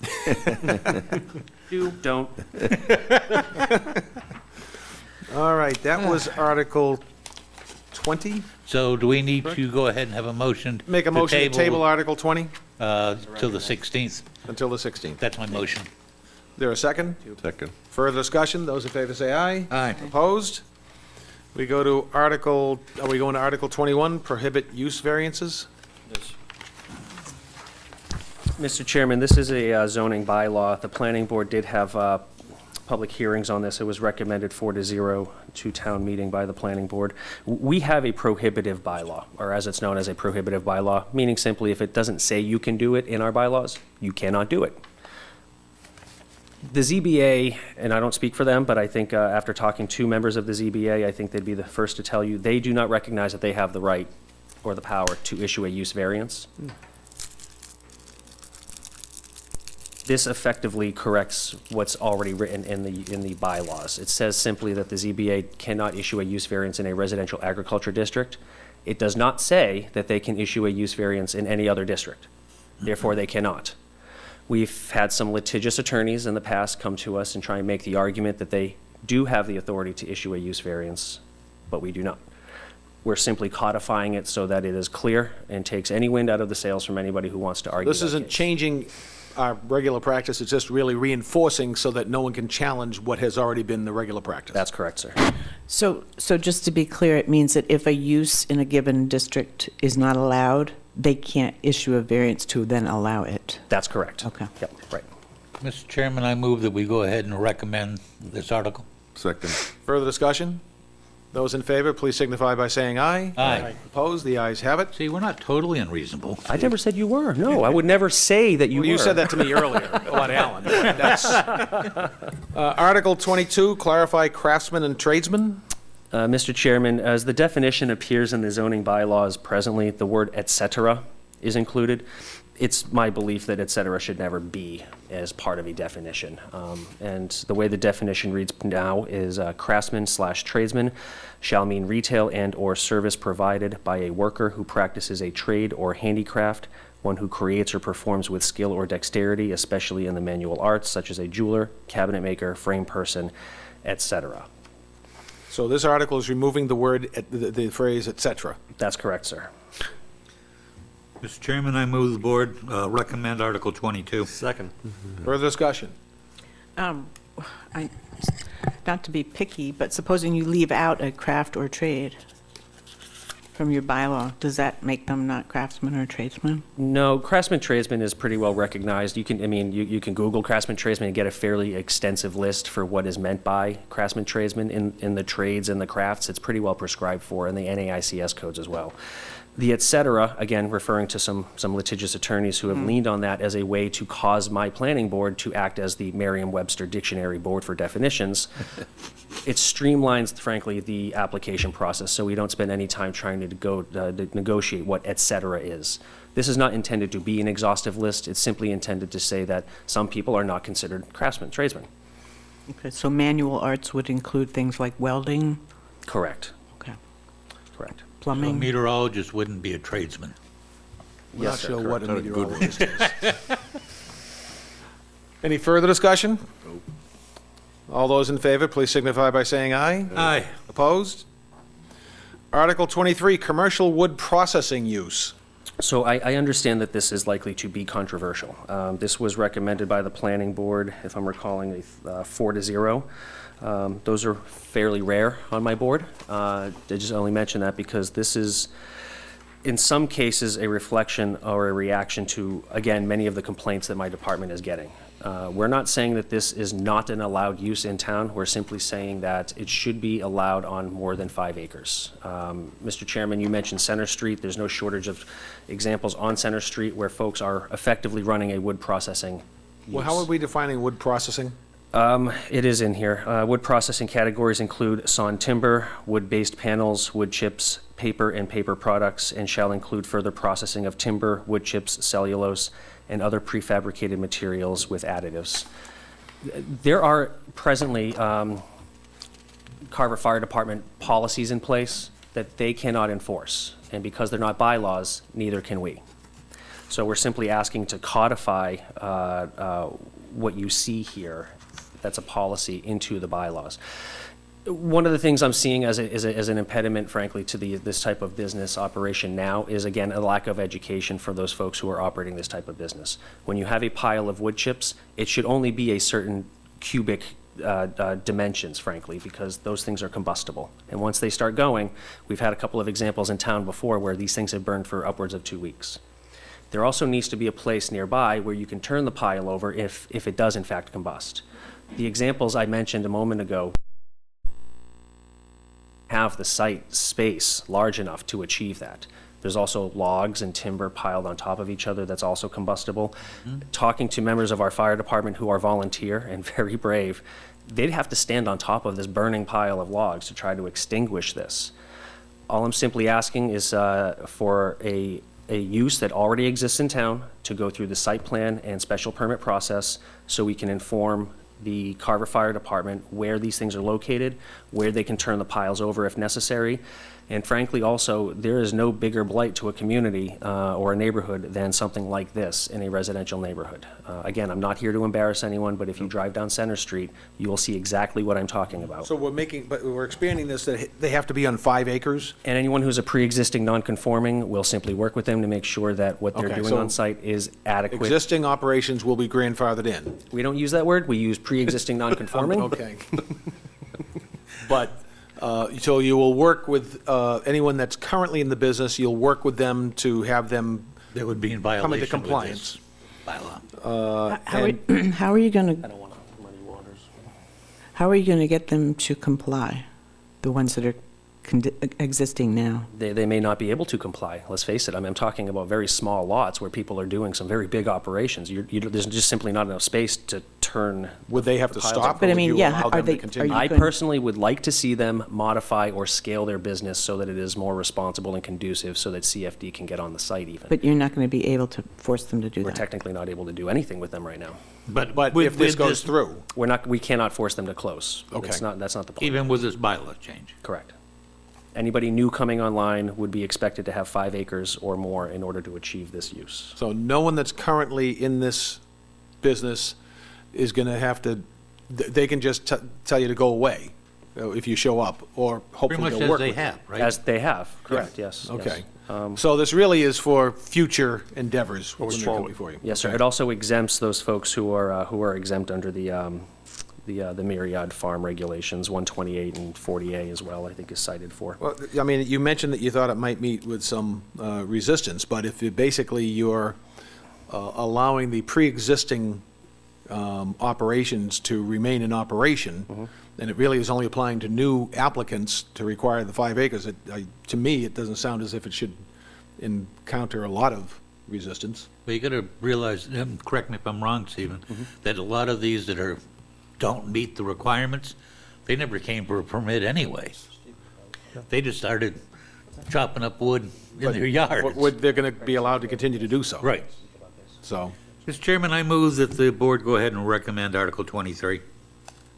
there a second? I'll second that. Further discussion? Those in favor, please signify by saying aye. Aye. Opposed? The ayes have it. Now it's something really easy. I know you say that because you 24, served on the task expansion of force. solar regulations. Mr. Chairman, I move that we go ahead and recommend Article 24. I would second that. Further discussion? Those in favor, please signify by saying aye. Hang on, are you going to I'm sorry, did we discuss this? I asked for discussion and didn't hear anything. I just wanted to hear, Steve, she wants to know if Stephen's going to discuss it. Okay. Give us a little just background. like a one sentence or something? Sure, this was born out of, this particular language was born out of the Economic Development Task Force that this most August body formed. Looking around the room, I see at least 3 faces who are participating in the process. The planning board held public hearings on this, fairly well attended. We heard no one speak in opposition. We heard many folks speak in favor of. And in fact, really all it simply does is allow the planning board to reduce the setbacks in instances where the abutters have agreed to do so. Thank you. Thank you. Those in favor signify by saying aye. Aye. Opposed? Article 25, dual-use solar. Mr. Chairman, I move that the board go ahead and recommend Article 25. There a second? I'll second that. Explanation? Sorry about that. So this would effectively make us competitive to participate in the state's SMART incentive program that requires for arrays to go on active bogs, they must be a certain height. Our screening requirements would otherwise preclude that from being able to be achieved. And furthermore, it saves the farm. That's a verbatim quote that we got from some of the growers who showed up to our public hearings. This is an opportunity for them to supplement some income on a short-term basis in a way that doesn't change or alter the land in an irreparable way so that they could effectively make ends meet. Well, I think the concern the public's going to have is are residents going to be exposed to suddenly seeing solar arrays that they would not have seen under prior regulations? It's less likely. Really what this is intended to do is to solve for the 400 feet no man's land. As I'm drawing on my paper here, a square with a line down the middle of it, that represents a bog. And the way the bylaw is written now, 200 feet on both sides of that line have to be setbacks and screening. They're both bogs. I don't know what from what we're screening it.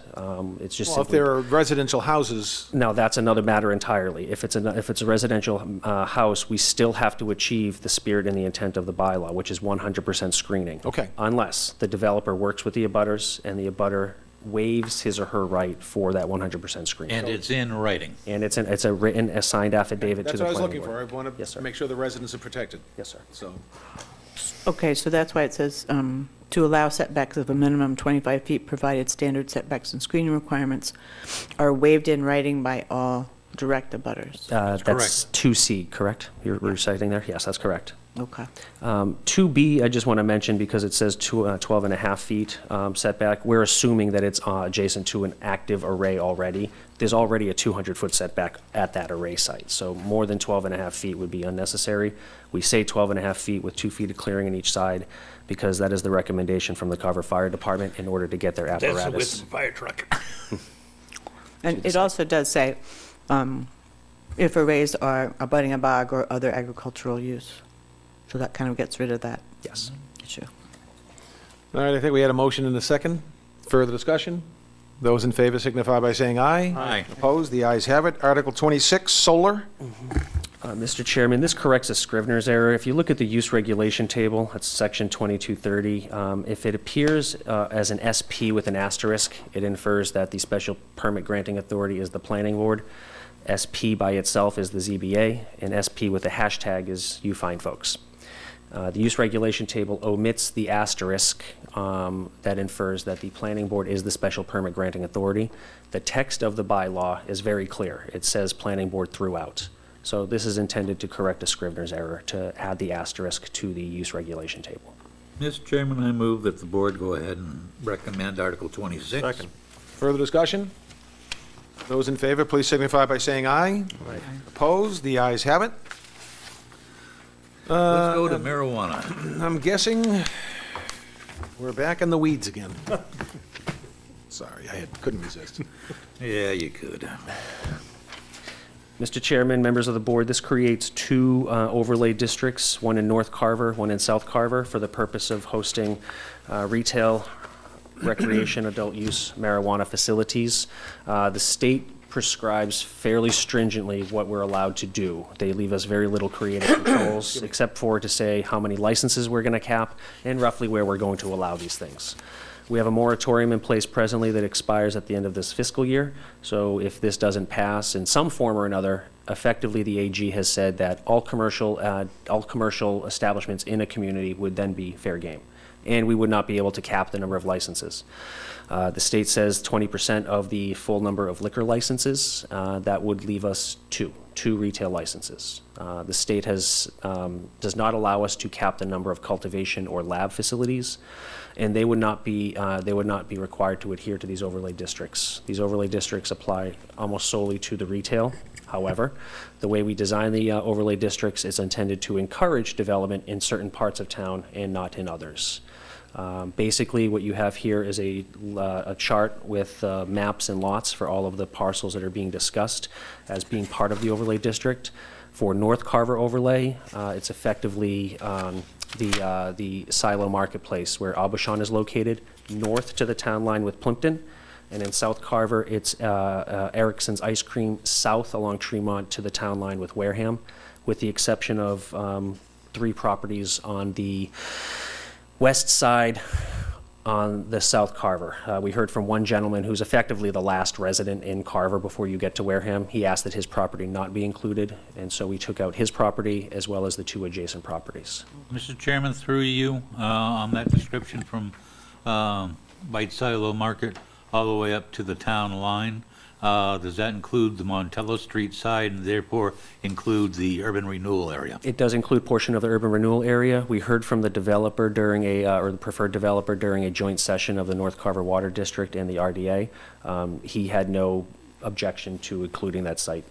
But it's not the whole. So someone couldn't come in and say, I'm going to grow marijuana over all 155, 300 acres. That's probably not 120 yes, acres. yeah. And I appreciate you taking the coal property off the And list. thank you for pointing that out to us. Sometimes when we aggregate these lists and the maps, it's really just anything that the cursor touches. So I so appreciate your mindfulness on No that, problem. Sarah. Thank you. And if I remember correctly, we basically did the moratorium for 2 consecutive years. Last year, the state allowed us to have the second year because we had demonstrated that we were actively working on it. I think some other communities were overruled because they Right. just go That's right. kicking the can down the road without actually doing anything. So We exhausted the limitation of the law last year. that this year, though, you're telling us that if we don't take this action, then more, We have no protections. basically, it's going to be far more expansive Yeah, they can places go where these can anywhere. go. Yeah. It could go anywhere, correct. And the way it's structured now, we don't want to see that type of traffic in the downtown. The way it's segmented in the north and the south of Carver, it's just easy in, easy out. What's more, this is a type of use where not every end user wants to be identified as being a user. So I have a handful of friends who don't like to be seen going into package stores, for example. They're one of the more benign things in our communities. So I guess I can understand and appreciate why some people would also prefer some anonymity when they're using something that's now legally allowed. Isn't that stretch of heading to Wareham also where our adult entertainment zone is Yeah. as well? Both of these areas are. Oh, even the one up in Yeah. North Carver, too? Okay. Yeah. So, Stephen, so, I'm sorry. I was just going to say, if my memory works right, which it may not be working right anymore, this seems a little bit less restrictive than our original was a couple of years ago that we were, because I know we had really tightened down to very tiny areas where it could, and it seems to encompass a little bit more area. That's right, sir. So the medical marijuana bylaw identified industrial A zoning as a suitable location. At the time that was passed, however, we had only one industrial A site. There was a second that was created thereafter, but it didn't preclude that site from becoming also allowed for medical marijuana. So last year, we had 2 sites that were proposed for adult use as well. This does absolutely open up more territory in a more segmented part of town. And I'm sorry, Stephen, you said it, but the South Carver area is from what to the Wareham line? Sure, Erickson's Ice Cream, Erickson's, south along Tremont to the town line. Thank you. Yes. Further discussion? Did we get a motion on this one yet? No, I don't think No. so. All right, so does someone want to make a motion? I on- move we recommend Article 28. There a second? Second. Further discussion? Those in favor, please signify by saying aye. Aye. Opposed? The ayes have it. Are you here for the tax on marijuana as well, Article 29? Yes, sir. All right, Article 29, tax on marijuana. What's the pleasure of the board? We'll go to a motion to approve in a Mr. second. Chairman, I move that the board go ahead and recommend Article 29. There a second? Second.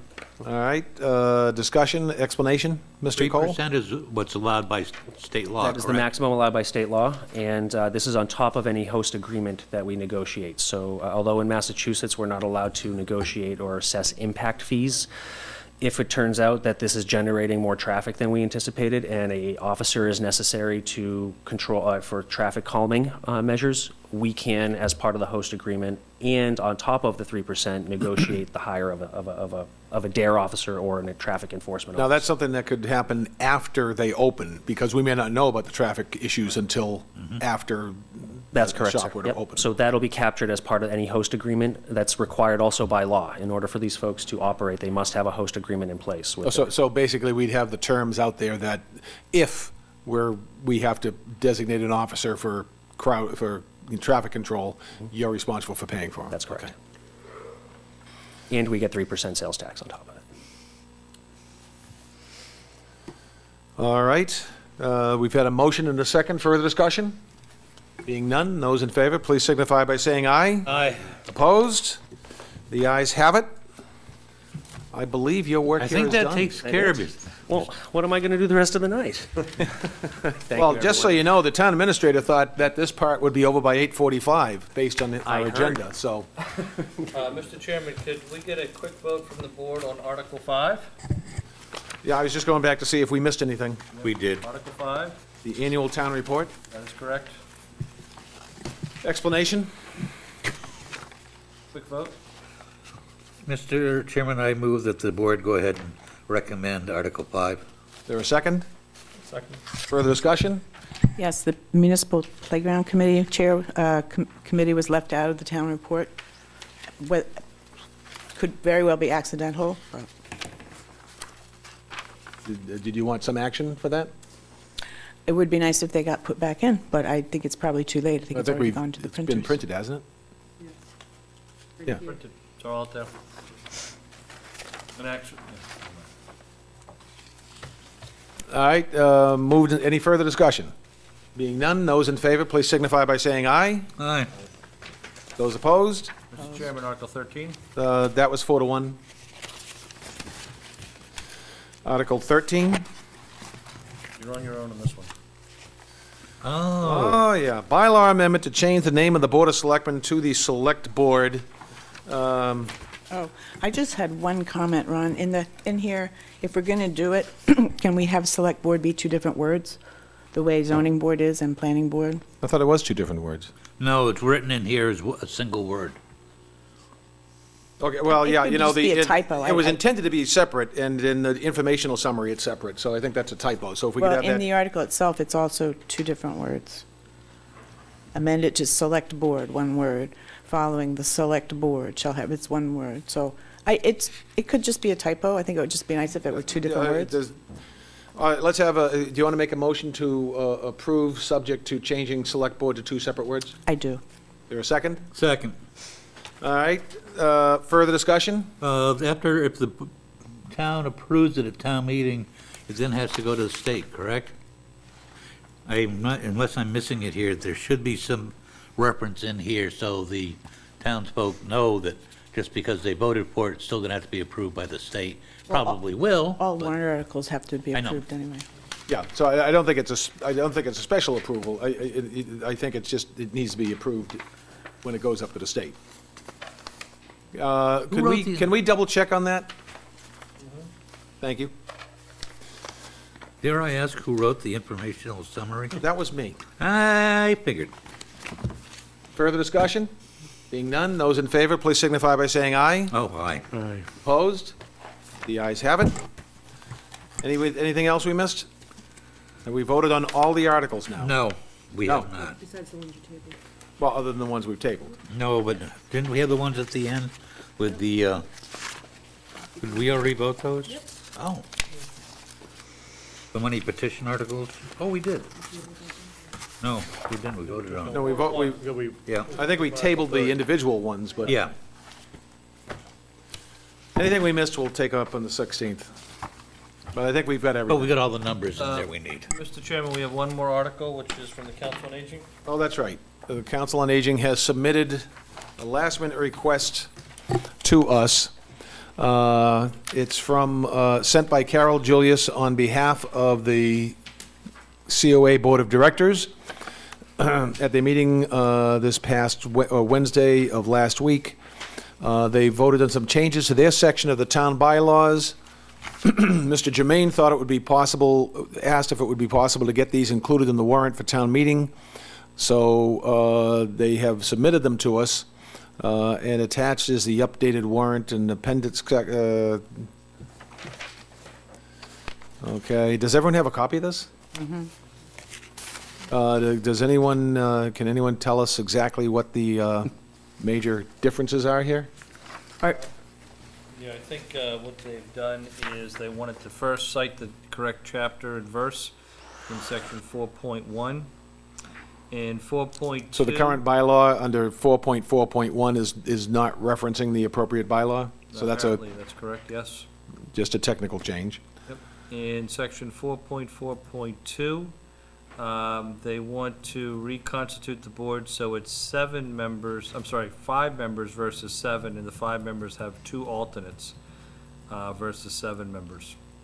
What was their do we know what their rationale for that is? I wasn't at the meeting, so I can't comment on that, Okay. but they went through it. Do they currently have 7 members? I don't know if they have Excuse 7 me. full right now. Do we know? Might be quorum stuff. I don't know. Then they wanted to change, it says in their bylaws that there's president, first vice, and secretary. They want to have a chair, vice chair, and secretary. They don't need a treasurer? They don't, no. Most boards don't have treasurers. And then the last 2 sections, 4.46 and 4.47, those were new sections that were added. My suggestion is, well, first of all, two considerations. Do we want to add this onto the warrant at this point in time? And so we can make that decision. In terms of voting on it, I'd suggest maybe in the 16th, have someone come before us if we decided to put it on the warrant. I think that's a really good idea, I agree. because I'd like to hear them tell us what they're doing. So first issue, does someone want to make a motion to add this article to the warrant? Do we know what the vote of the COA Board of Directors was? Was it unanimous? I or- believe it was unanimous, yes. I don't see it on here. It might be, but I don't see it. Mr. Chairman, for discussion purposes only, I'll go ahead and move that we make a motion that we add this article to the warrant. Is there a second? I'll second that, but I would like the idea that they, somehow it said that they need to come in and tell us what they're talking about here on the 16th. I don't know how to get that in the wording. Well, I think if they don't, we just won't vote against it. Well, There it goes. the only problem I have is they really, really missed the timeline or articles. I mean, it's general practice that since it's our warrant, we can add articles at our leisure, but everybody else was supposed to have them in by a certain time. And using the rationale that we use on our financial policies, we just don't do it. Do we want to go ahead and make an exception here so next year somebody can say, well, I've got something new that I want to add, and, it's like the last week of March or something. I'm just, Precedent is always dangerous. exactly. Didn't we add one tonight already? When was that we added? We added two, we added the solar canopy, and we added the referendum, the non-binding referendum for garbage. But those were at least given to us before the meeting.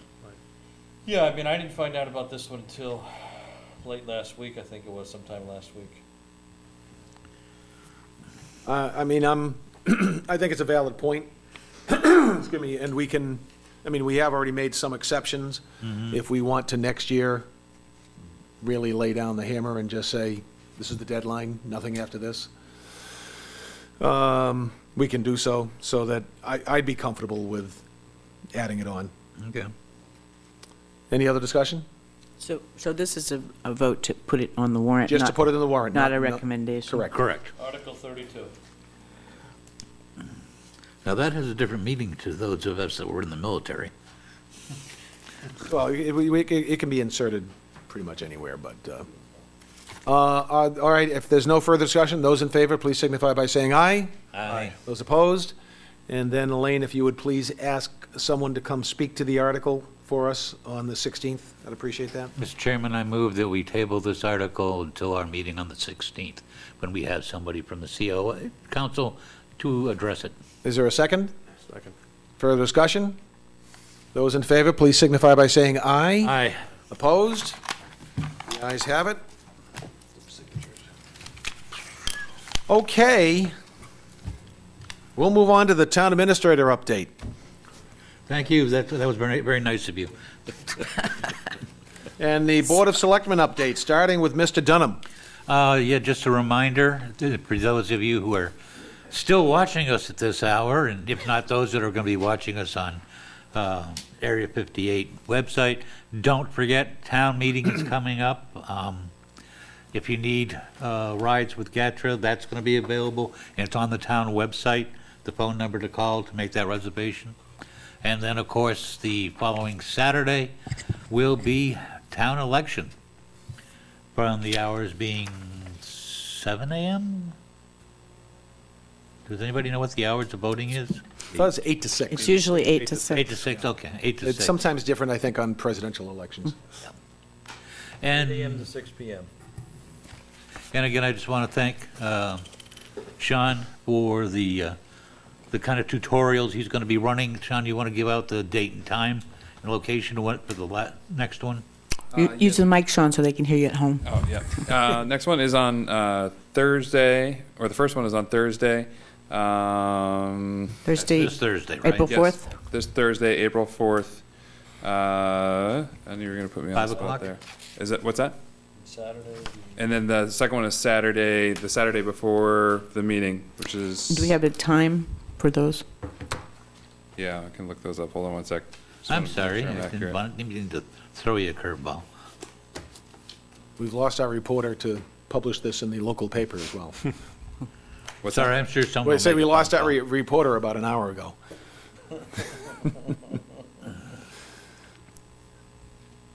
I think Mr. Malinowski owes you about, he owes me several coffees at this point.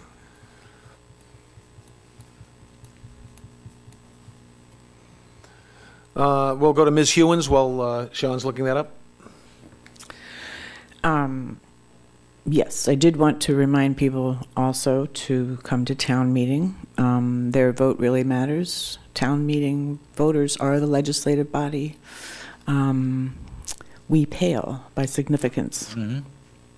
Please be there. Good point. Mr. Robertson? I have nothing at this point. Don't look so shocked. Miracles do happen. Mr. Townsend? Thanks. So last Friday, Selectman Robinson and I had a wonderful tour of Old Colony.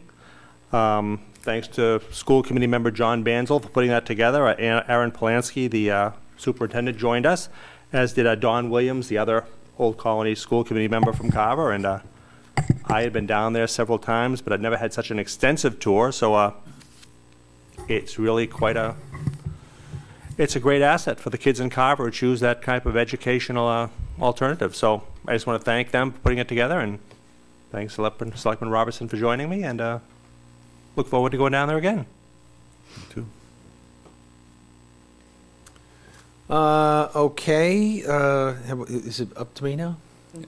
I'm left. We've got the 2 dates for the forum. Oh, yes, go ahead, sure. So Thursday, April 4th, it's going to be 6 p.m. to 8 p.m. At the large meeting room. I wanted to get that right because Over the library? Yeah, there's two separate meeting rooms in the library. So large meeting in the room in the library, and then Saturday, April 20th, it's 10 a.m. to 12 p.m. in the small meeting room in the public library. And again, it's open to all town residents. So come on down and we can chat about town meeting, and if there's anything that anybody is unsure of how to participate or how to accomplish something, we can talk about it and work. If you it out wouldn't ahead of mind time. emailing a little summary with those dates over to me, I'll make sure it gets up on Area 58. Yeah, On the cool. bulletin board and stuff. Awesome. And also, if they just want to meet our new moderator. Yes. Yeah. So Thursday, 6 to 8 p.m.? Thursday, 6 to 8. Yep. And then Saturday, April 20th, 10 to 12 p.m. Okay. Okay, what I have is, we sort of got thrown off when the town meeting got moved to the 23rd relative to the TA evaluation. So at this point, the evaluations have all been done, they've been tallied. We need to have a meeting with the town administrator in executive session for the purposes of discussing the results and contract. And then we normally have always announced it the last week in April. However, everything sort of gets thrown off now. So what I propose is, what I need to find out is, we can try to, for a meeting next Tuesday, the 9th, or we already have a 6 o'clock meeting with Attorney Corbo set up for the 16th. We could start the day at 5 instead and have the executive session at 5 with the town administrator, then go to the meeting with Attorney Corbo, and then do our regular meeting that night, which probably is going to be a lighter meeting, I think, for the rest of that. So I would not be able to attend an early meeting. what about the 9th? What about next week? That one I could hit. I would not be able to attend on the 9th At all? at all. Okay. Now I just picked some Tuesdays. Are there other dates that people might have any availability? I mean, what about the 11th, Thursday, the 11th? I mean, and this can be 5 o'clock possibly if people are available. It doesn't have to be 6 or 7. Yeah, I can do those. I just couldn't do a real early one like you were talking about. No, I'm fine on the 11th. I'd have to check. I have police station advisory at 8 o'clock. In the morning? Yeah, so how would that affect a 5 o'clock meeting? Well, how long is it going to go? Oh, 8 o'clock that night? Oh, I thought you were starting at 5 in the morning. No! Didn't we just talk about 5? So what date is that? that Dave's The talking about? 11th, Thursday, April 11th. Let me just double check myself. All right, I wouldn't be available till 6, so that I could be here at 6 if that works for people. Fine with me. And I suppose we should. Next week? The 11th is next week, yeah. Okay, that one I could make.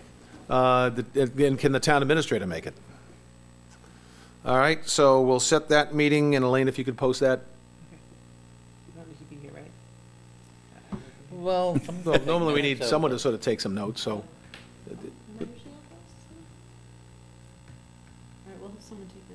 Okay, all right, so post for April 11th at 6 o'clock. Mr. Chairman, is this just for the purposes of reviewing the town Correct. administrator's? Yes, Okay. it'll That's go correct. right into executive session. Yeah, And then. and not then to emerge then to, not to return to. not to return to open session. And then we. Or no, to return to open session. Only for the purposes of. Adjournment. Right. And then, and what may have to happen is, we may have to read the results on the meeting on May 7th as opposed to, unless we decide to have a meeting on April 30th. So, which is after the election, so. We can talk about that when we get together on the 11th. Okay. Okay. Other Okay, oh, the other thing I had was just, for those of you, I don't know how we're being broadcast tonight, but Area 58, which has spent monies that are in the studio to actually put in remote systems in the towns of Plimpton and Halifax, which had nothing before. We're getting an upgrade, and we're going to get an all-new system in here, including audio, so that it's going forward. As soon as that comes in, some of the problems that have been experienced where you get audio but no visual, visual with no audio, or you have visual and awful audio, that should all be cleaned up going forward. And we're going into Comcast negotiations, which have to be sealed up by October, and there's a very strong indication that we may be able to get on HD, so that you won't have to go to Channel 15. We'll be in sharp, crisp form on one of the HD channels. And that's what I had.